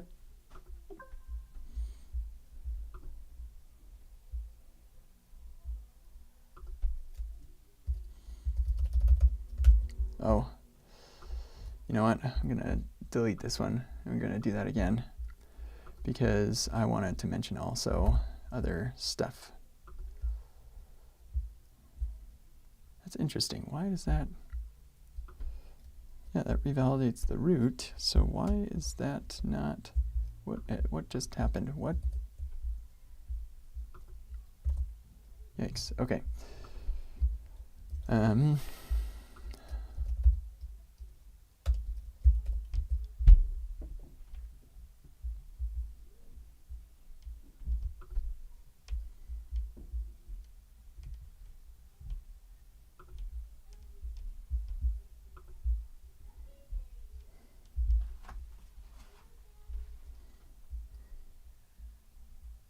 Yeah, okay, whatever. We're just going to pretend like that's all working still. There we go.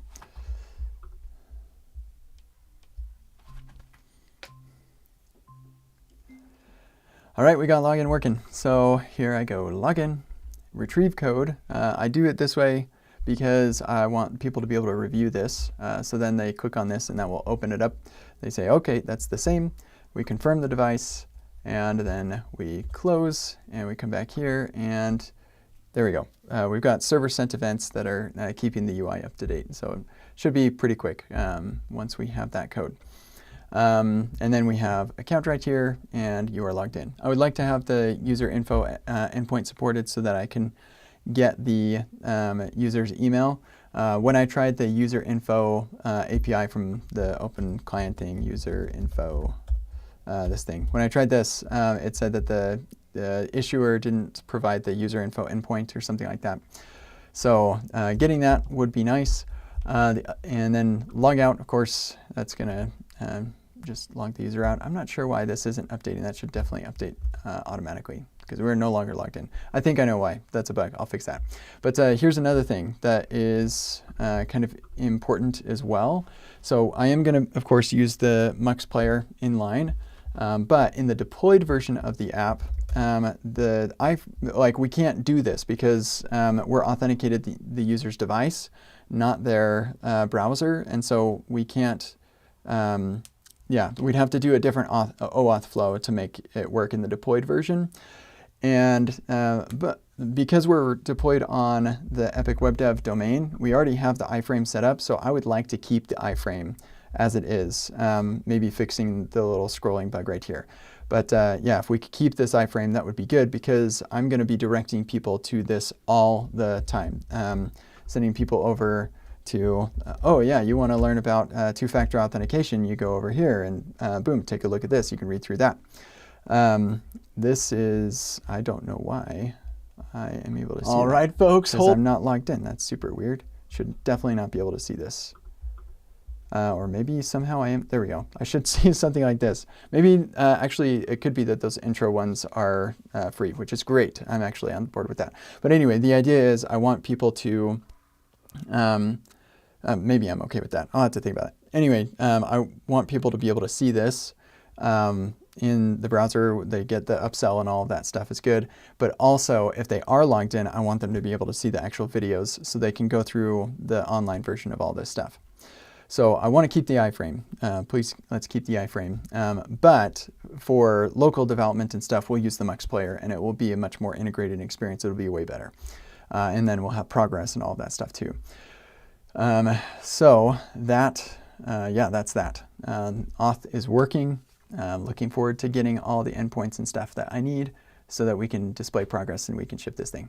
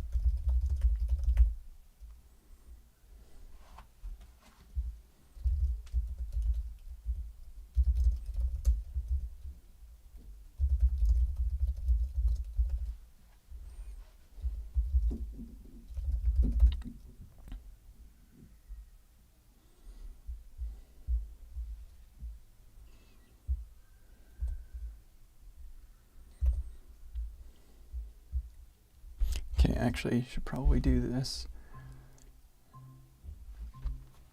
It just occurred to me that'd probably be a good idea for me to show you around where the code is and stuff like that. So I'm going to push this to a branch called auth so that we can work on that until we're ready to merge it into main and get it released. So the way that this works is we've got, there are a couple moving pieces. The biggest one is going to be in our layout right here. And this is under packages, workshop app, app, routes, underscore app plus layout right here. So in here, we determine whether the user is authenticated by saying get auth info. Now that's where that's where we read the database, which is just going to be when it's deployed, it's just going to be null. But then we're going to check if the file exists under the home directory .kcd shop. It'll be data.json. And so yeah, we'll read that JSON file. That'll be our data. We'll parse that with the data schema, which just has the auth info right now, and then return that DB object. And so then once we've got that read, then we'll grab the auth info off of that, otherwise fall back to null. So that's how we determine whether a user is authenticated, is just whether they have auth info. And then in the UI, right here, we just have the login link. If we're on a deployed version, then the login link will send them over to EpicWeb.dev.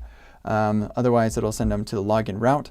And then if they are logged in, then it will just show account and send them to the account page where they can log out. And that's all they can do right now. So yeah, the account page, pretty straightforward. You are logged in, click this button to log out, and then the action, which can only happen when you're not in a deployed environment. We delete the auth info and then redirect to login. So that simply reads the database. If there is no database, nothing to do. Deletes the auth info off of the DB object and then writes the DB path, or writes to the database to update it. And then on the login side of things, we have, let's start with the UI. Pretty straightforward. We've got our H1 login. Here's if the user info code has come to us, then we can display that and have a login and all that. Otherwise, we'll say retrieve code. So let's start with the retrieve code. When you click on retrieve code, that's going to go into our action, which of course can only happen when we're not deployed. We're going to call register device and then instantly return success. The reason that we have to do it this way, it's kind of annoying how this all works, but it has to work this way. So the way register device works is we get the issuer. This is from the OpenID client. We create a client out of that. We create a handle for a device authorization. And then we need to get the UI, what that user code and the verification URI is. So we emit an event for that. And while that is happening, we are listening on a server sent event route. So we have this login SSE that is listening for those events and sending the code to the UI so it can display, okay, so here's the code we generated for you. We're waiting for you to verify, so please go and verify. And that's why we have to do it this weird event-driven way, because we have to do this handle.poll nonsense, which is kind of annoying, but it is what it is. It's what we're doing. I might come up with a better way to do this, but I am not sure there is one. So anyway, once they have verified, we've got this handle poll waiting, and so once they've actually clicked on the link and they verify, then we'll get our token set. We set that in the auth info that'll end up in the database, and then we emit to say, hey, they authenticated, hooray. And then the login will listen for that, and it will send the user to login success, which right now just sends them back to the home page. Maybe we could display something there. I don't know. I actually don't care. I think sending them back to the home page is fine because the left nav should show like their avatar or something. We can use Gravatar for that or something like that. That was kind of in my mind. what I was thinking. Yeah, so once that is done, then our layout route within the app here can add some stuff to the loader to make requests to find out, okay, well, what's their progress like, and all of that other stuff. And I'm probably going to add caching and all of that stuff eventually as well later. So that's how all of those pieces fit together. I hope that's helpful. Cheers.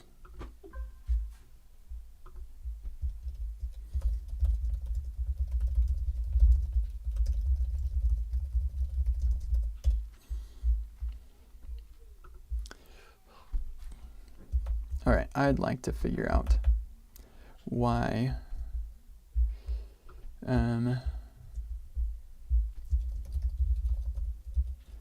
this looks the way it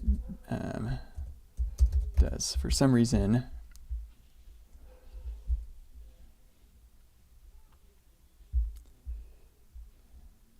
yeah, see, it's saying account, but I'm not logged in. So what gives? Where's the terminal? Yeah, so I'm not logged in. Definitely not logged in. Is authenticated. Get auth info. Okay, I'm gonna hide my screen here for a sec, because I don't want you to see my code. Let me look at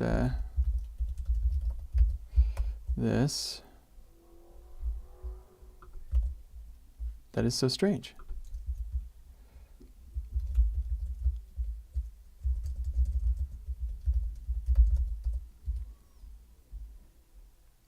Yeah, is authenticated is false. How are we rendering account?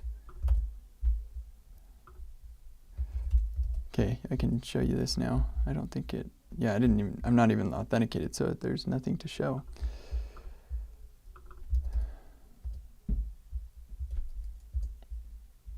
Oh, I've got it switched. That's the problem. That's easy.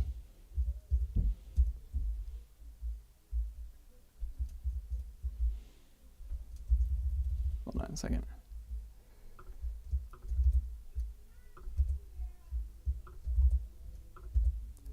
There we go. That's better. Now it says login. Login, retrieve code.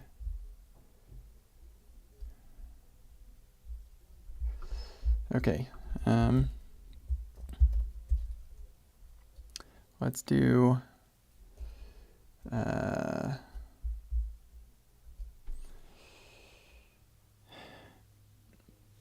and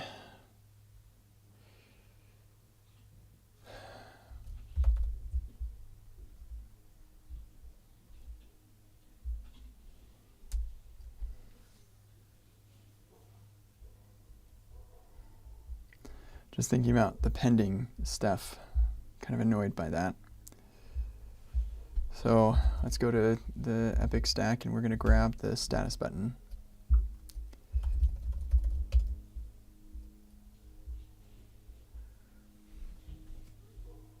Man, there's so many things I need to get from the Epic stack. Ah!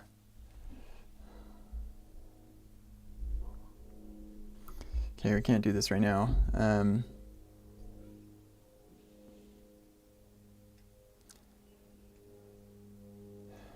Yeah, let's just do this.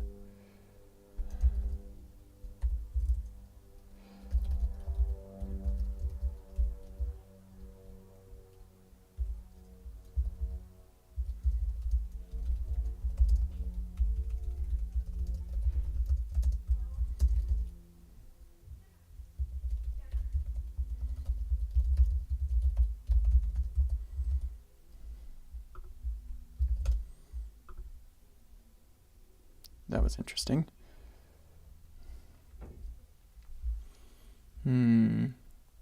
Yeah, yep, that makes sense, because the fetch request is very fast. It takes a second for this thing to come back. Dang it.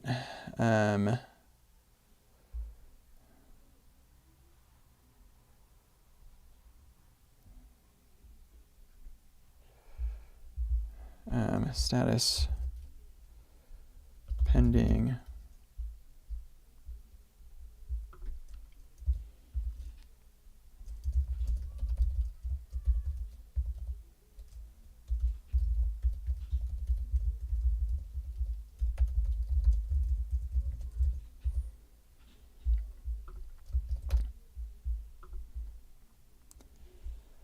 That works. Okay.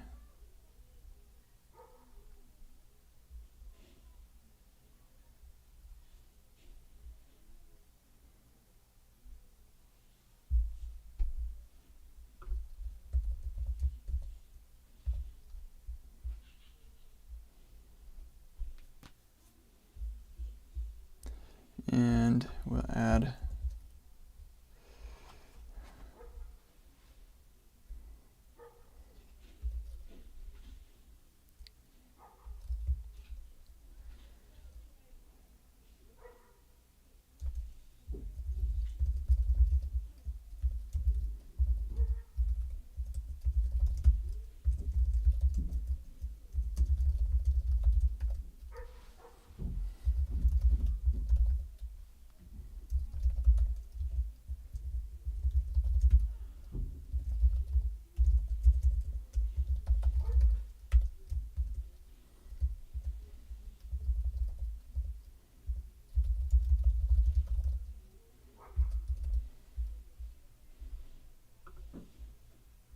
that shouldn't say login. Yeah, I'm bothered by that. Okay, we'll hopefully not have that problem again. Retrieving code, waiting for verification. Oh, let's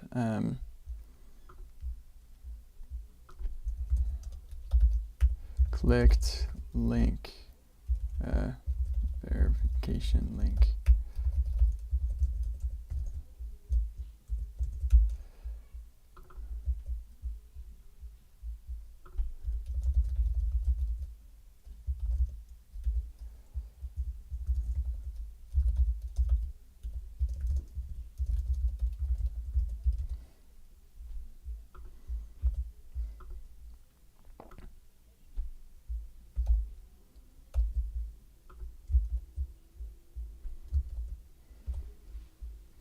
Okay, this should not say login.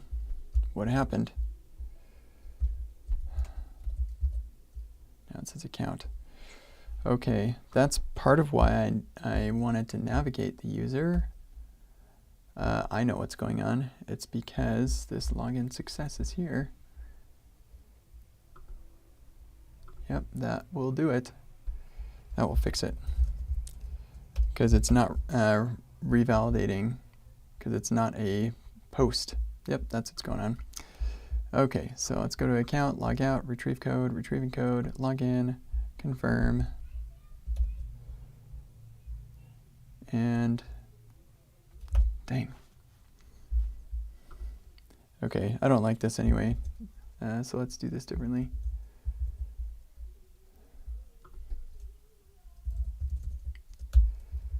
Revalidate.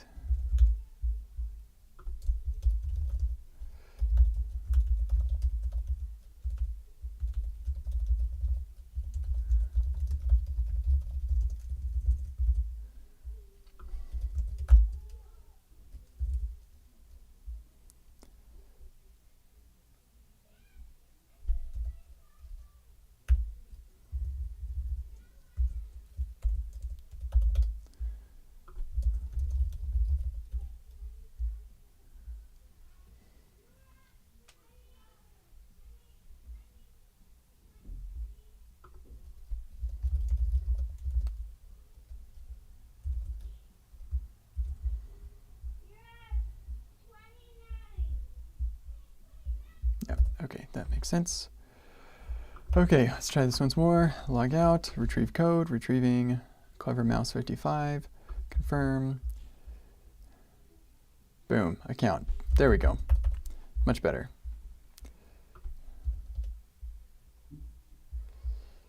Okay.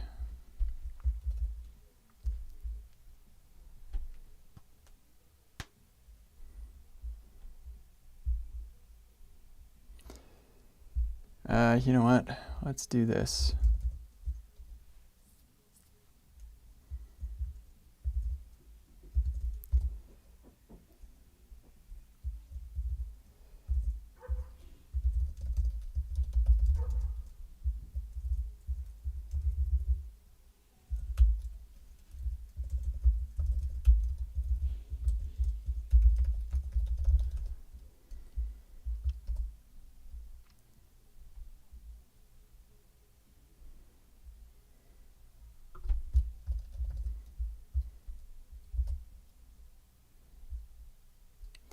All right, so if we're deployed, we don't render anything. If we're authenticated, we render account. If we're not, then we render login. There we go. That works much better. Okay, now let's lint fix. Holy smokes. Isn't that what lint fix is supposed to fix?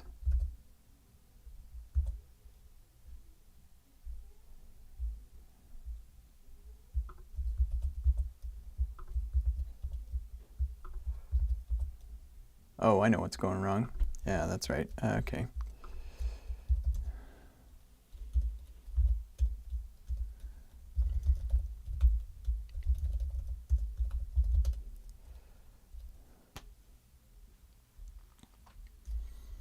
That'll do it. Okay, that's annoying. Aw, man. Oh, for goodness sake. Okay, here's what we're gonna do. We're gonna just merge this. I'm gonna do one other stupid thing. Feature auth or initial auth implementation. Okay, so then we're gonna come in here in our package.json.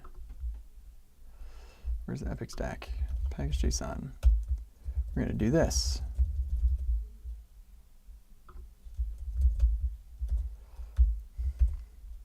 And then we're going to come to our tsconfig.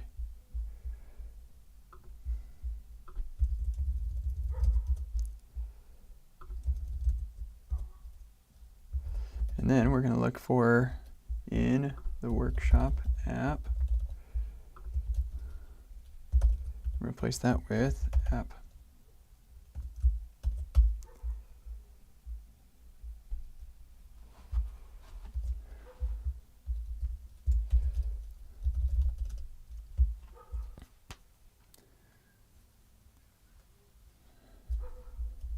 Cool, that could have been worse.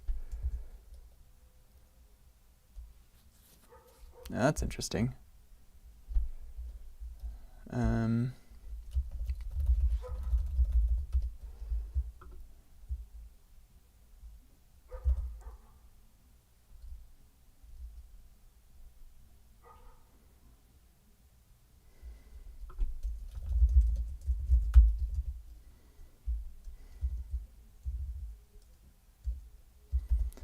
Okay, TypeScript doesn't like it, ESLint doesn't like it. Oh, we're going to turn off ESLint.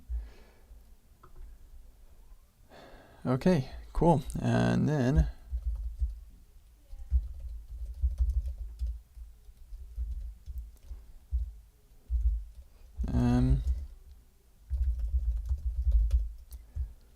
run fix now.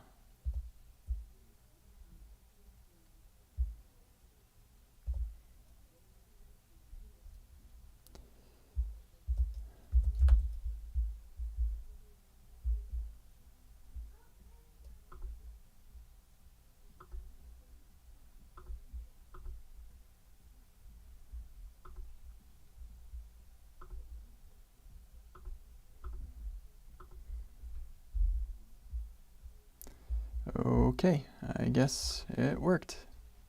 Cool.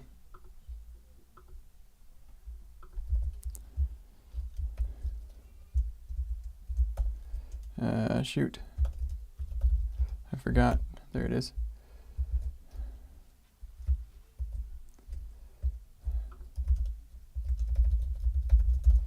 Move to chore. Move to native. Import. Okay.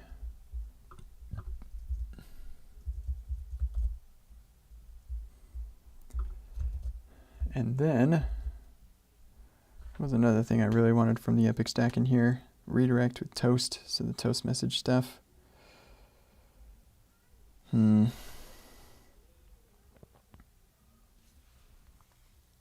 don't think that's that important. What is important? What is a very important thing I need to do here?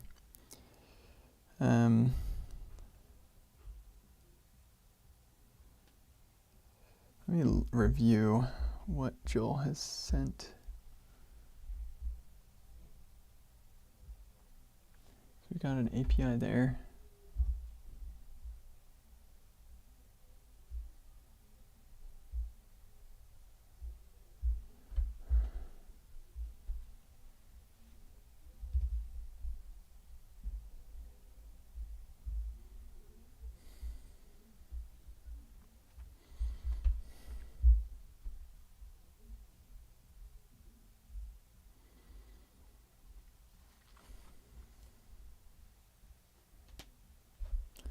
I feel like he sent me something earlier.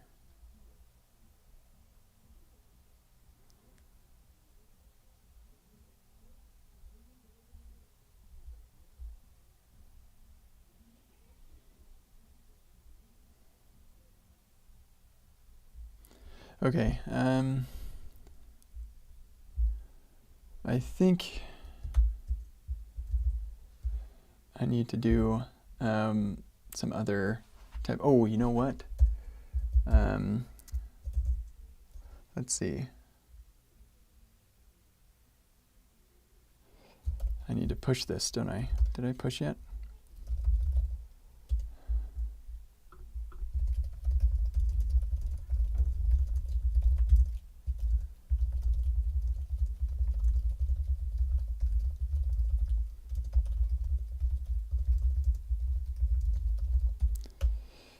Okay.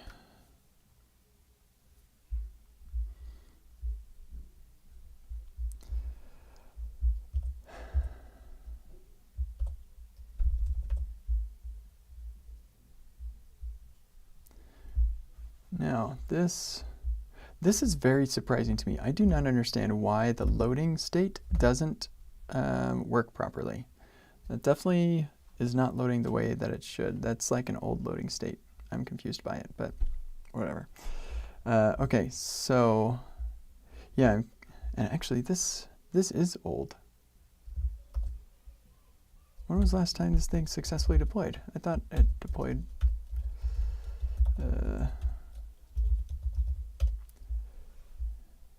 Yeah, it's deployed. What happened?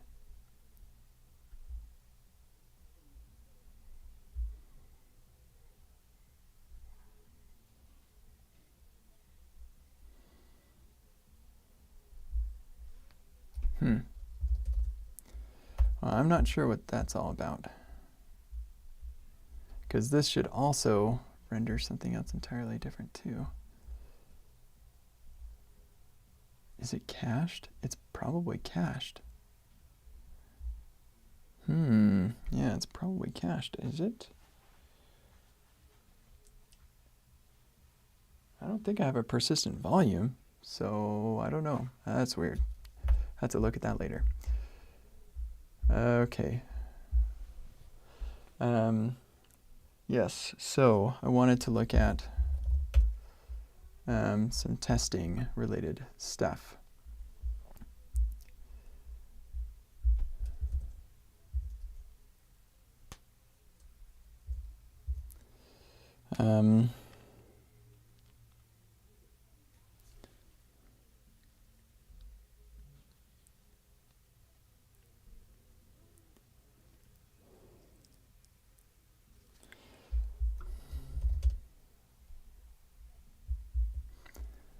So here's the interesting thing about the testing. We've got tests right here.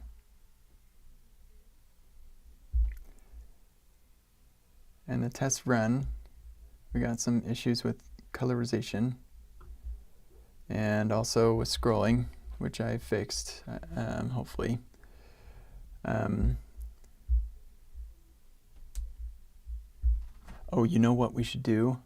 We should do the pending stuff from the Epic stack. Where's that pending thing? That would be a big add.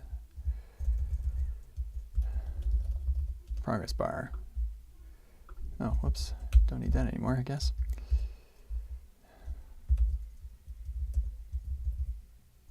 Where did I put that? Components.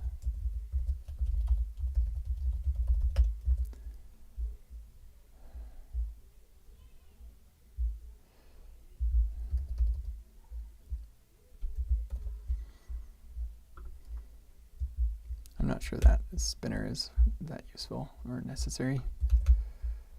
Also want to get the icons proper in a much better workflow at some point.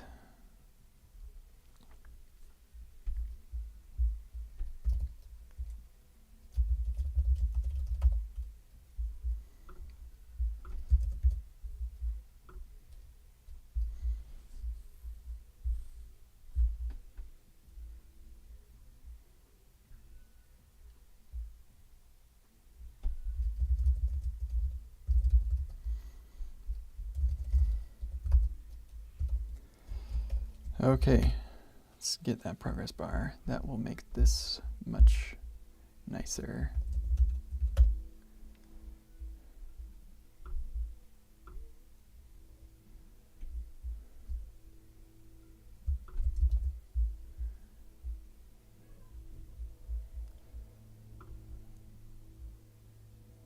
I was expecting the progress bar to show up there.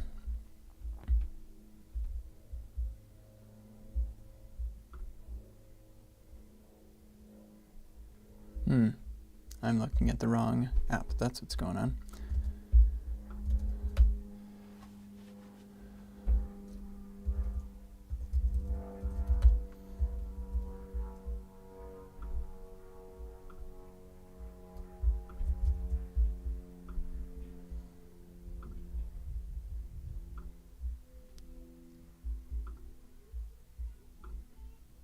Oh, rats. I need to have something that is slow. Okay, fine, we'll fake it. Actually, what I really want is the stuff that actually is slow. Yeah, won't get that there because that's a fetcher.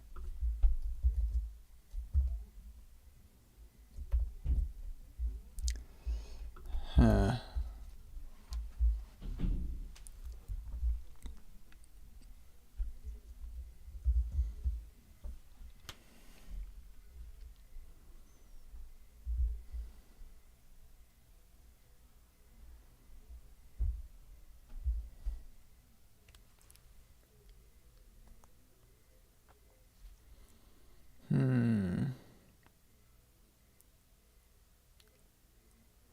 Yeah, that's not going to work anyway.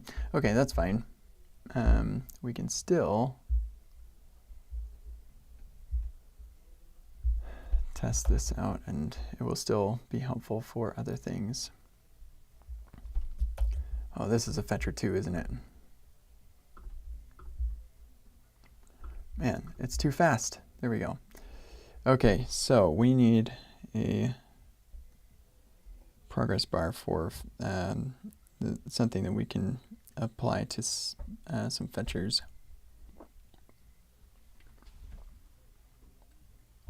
Yeah, because I want it to apply when you say set the playground.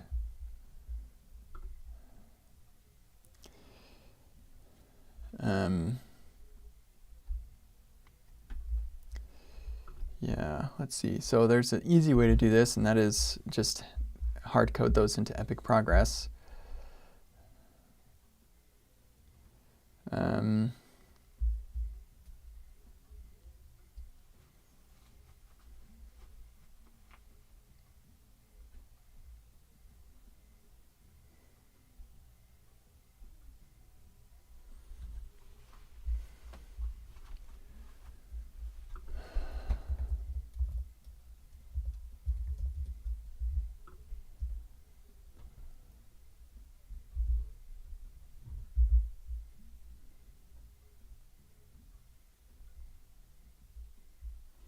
Here's what we'll do. Here's what we'll do. It's kind of sort of hacky, but it's okay.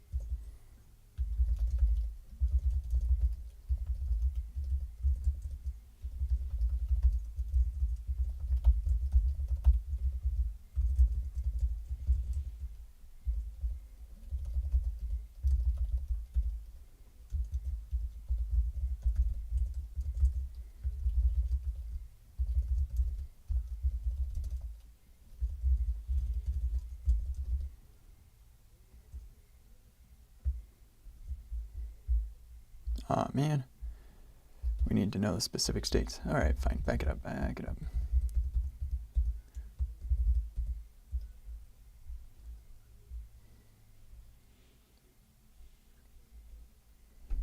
Yeah, we'll just look for the first one that has a non-idle state. Yeah. Just trying to think of, we want the lowest state that's not idle. So we'll look for, okay, const not idle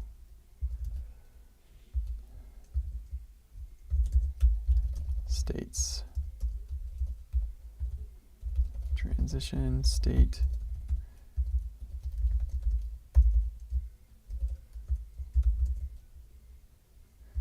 okay.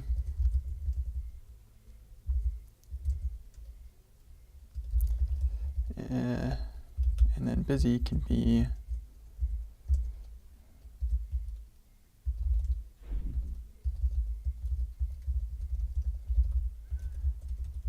okay, and then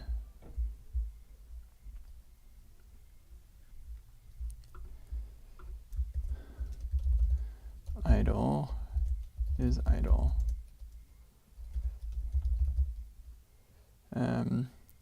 Is submitting and is loading.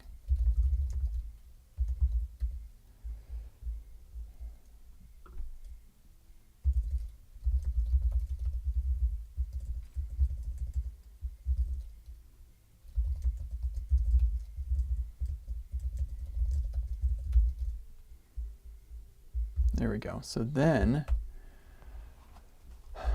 I can say input type hidden name show progress bar gas, whoops, get true.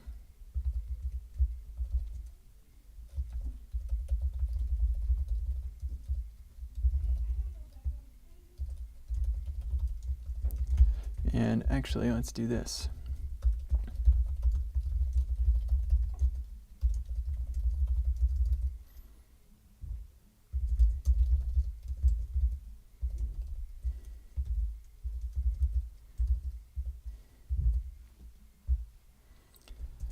So we're going to show progress bar for this one.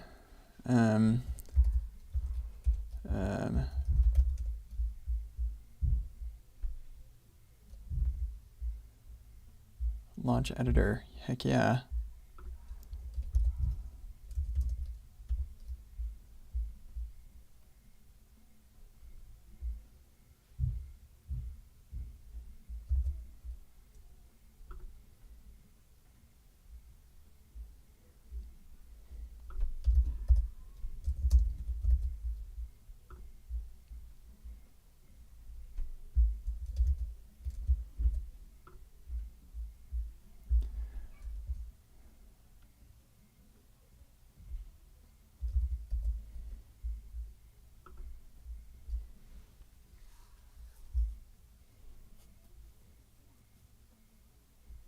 Not for run tests though, and not for clear tests, and not for, actually, no, because for these we have like well thought through loading states, and in fact,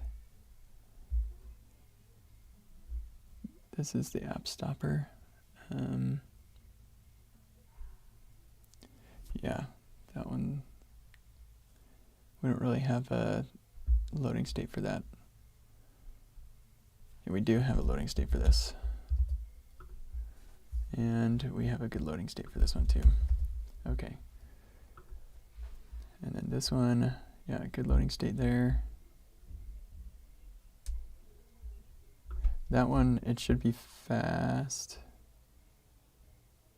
Oh no, we have a good loading state, clearing tests.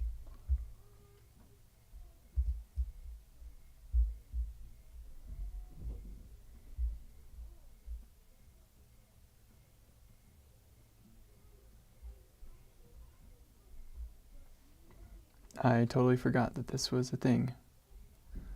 Update MDX cache Really? Sure, why not? Put it on there.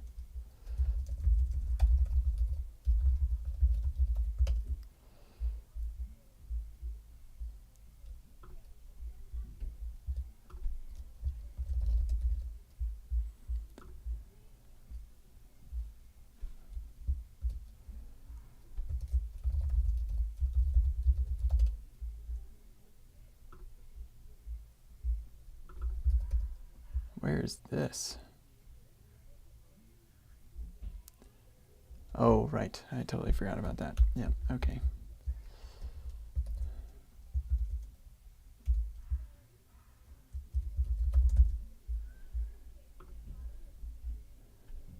Okay.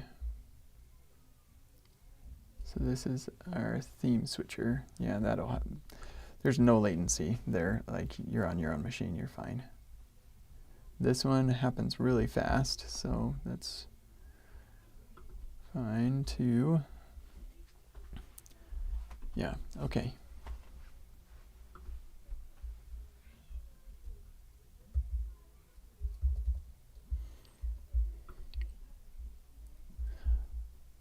I wish that this wouldn't give me an error.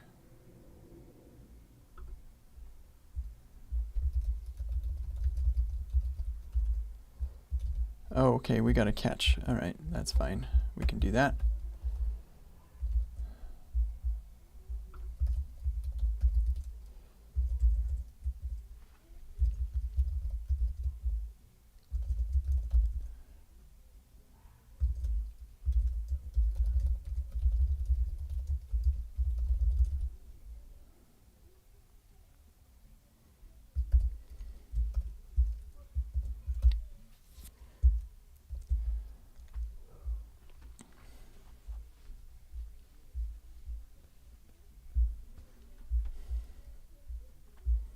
Okay, let me just make sure that this actually can be slow. There we go. That was interesting.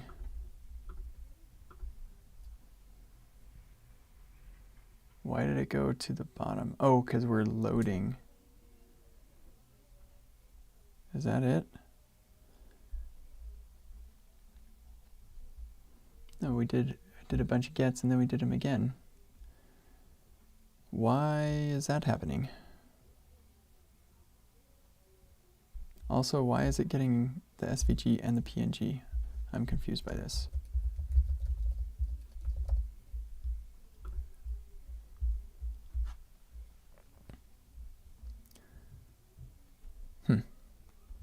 Yeah, okay.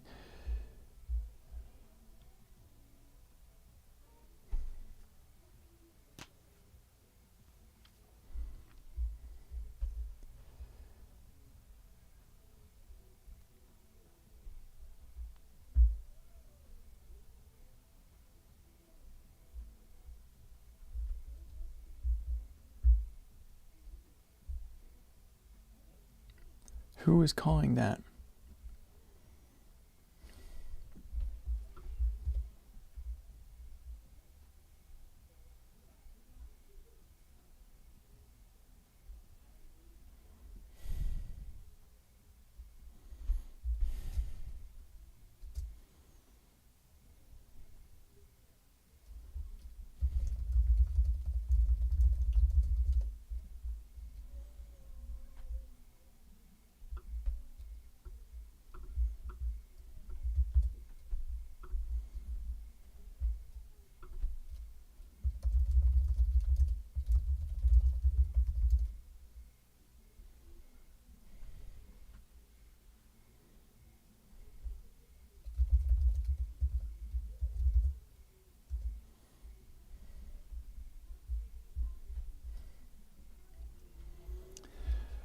Okay, well, let's see why that's happening. I'm not in strict mode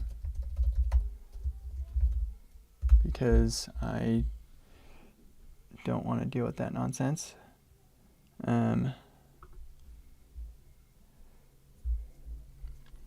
So what could be let's go to sources.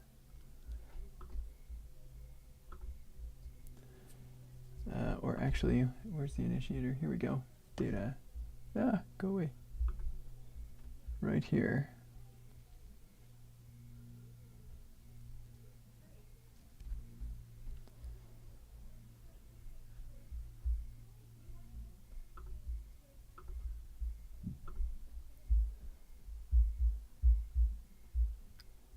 And then it comes back. What?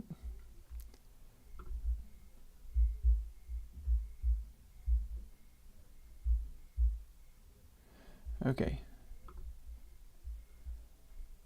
I think we're here.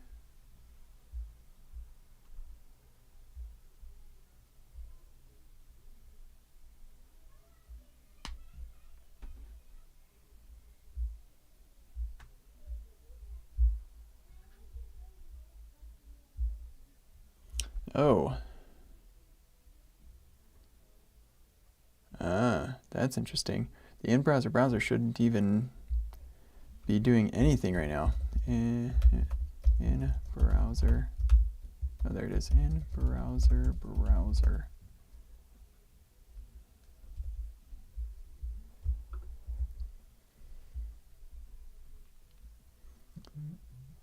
We have this use effect.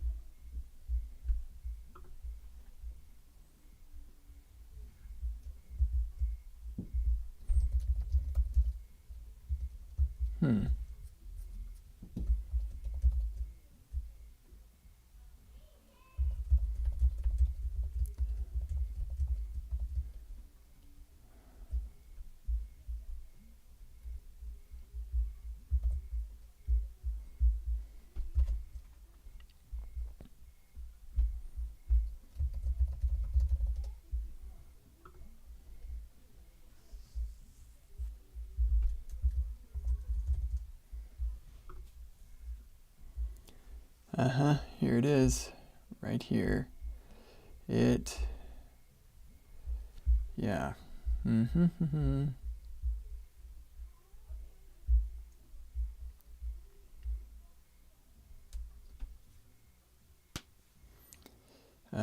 Let's see.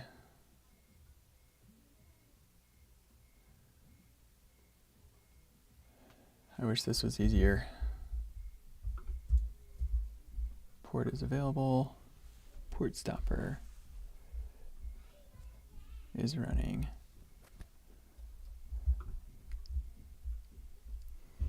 Okay. In browser for reals. We can fix it later.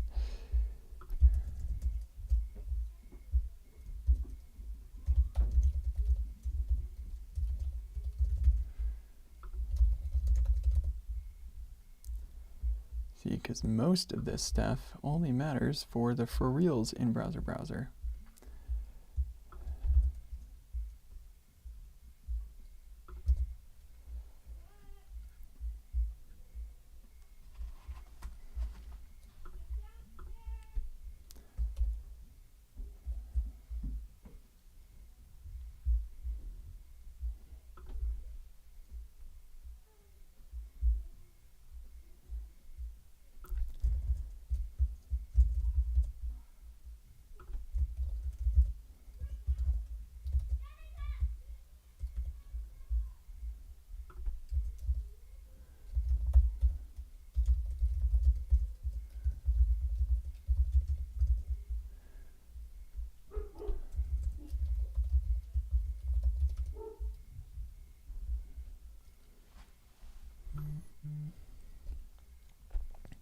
I sure hate refs. Refs are the worst.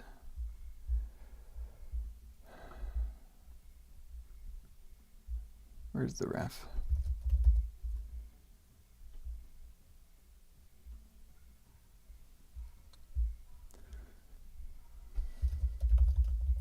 There you are. Use imperative handle. Nonsense.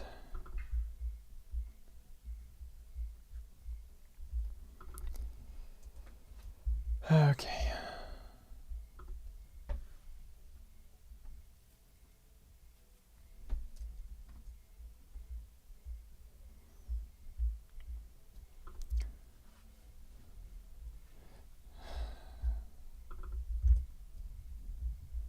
Yeah, I think we're going to just have to do this same sort of thing.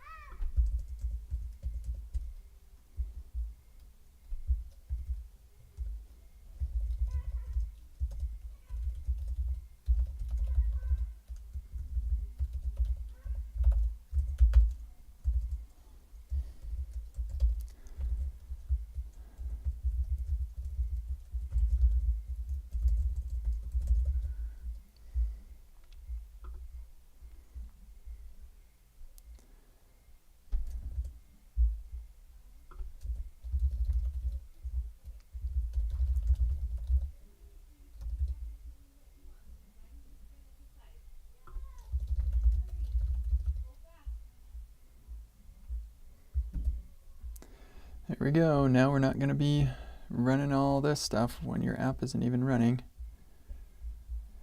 But then the other thing, when it is running, we were revalidating every time. So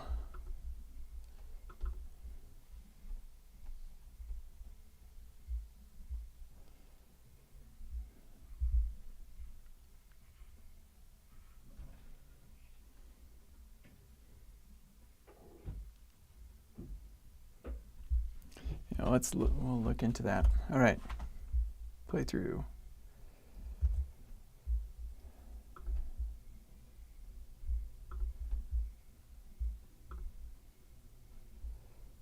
Let's just turn you off for a sec.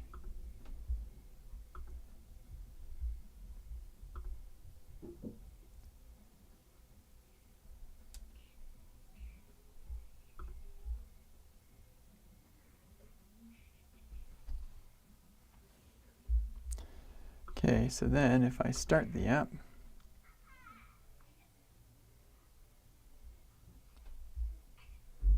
okay, so why did that happen? Oh, because the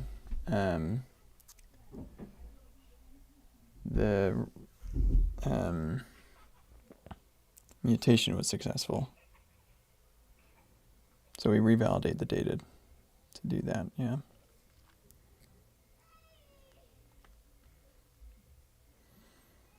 Well, that should normally be very fast, so because we're all running locally anyway. Okay, I think I'm satisfied.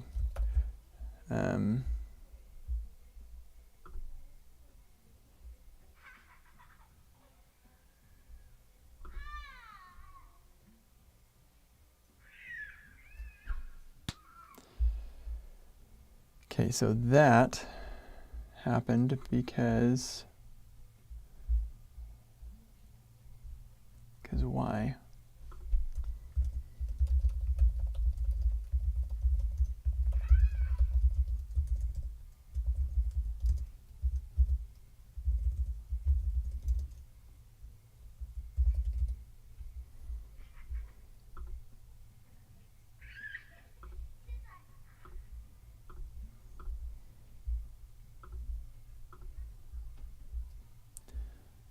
Oh, there it is right there. It's just a question mark.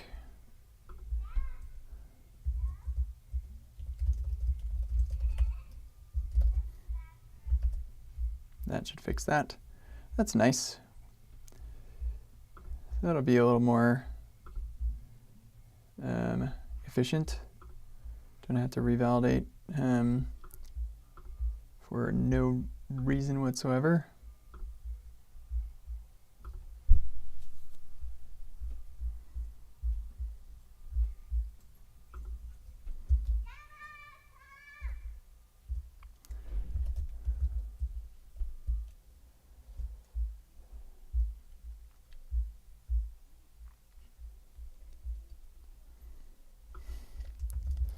We're doing this to ensure all of this complex stuff doesn't happen unless the browser is actually, or the iframe is actually rendered.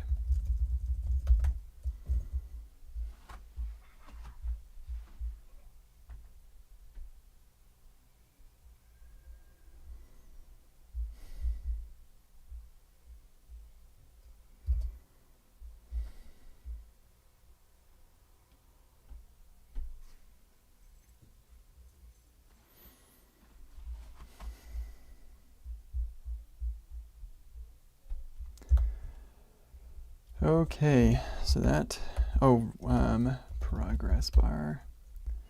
I want this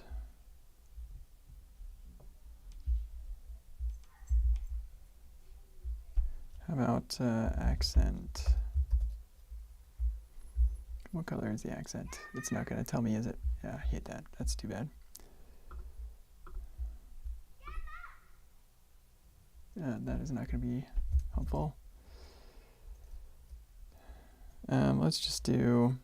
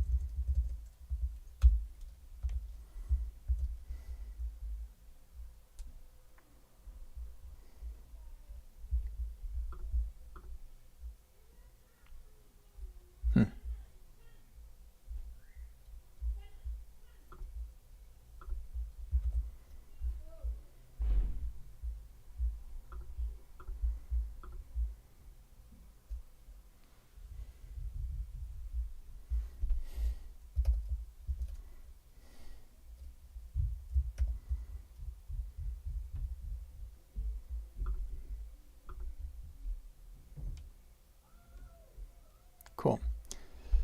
Okay.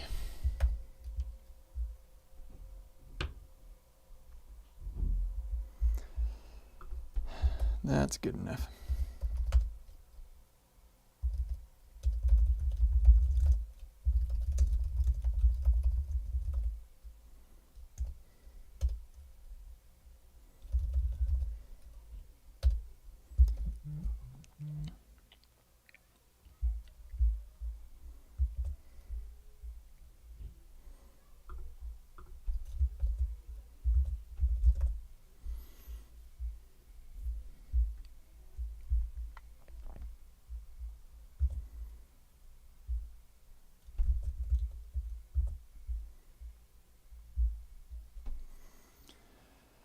Okay, now about the tests.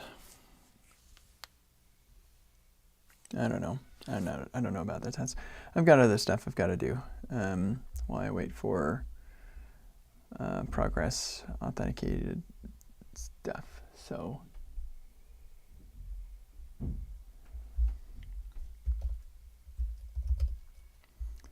yep, so I'm going to stop streaming and read some stuff.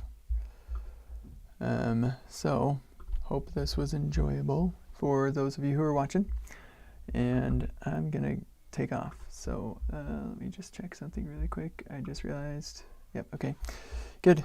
So peace, see ya.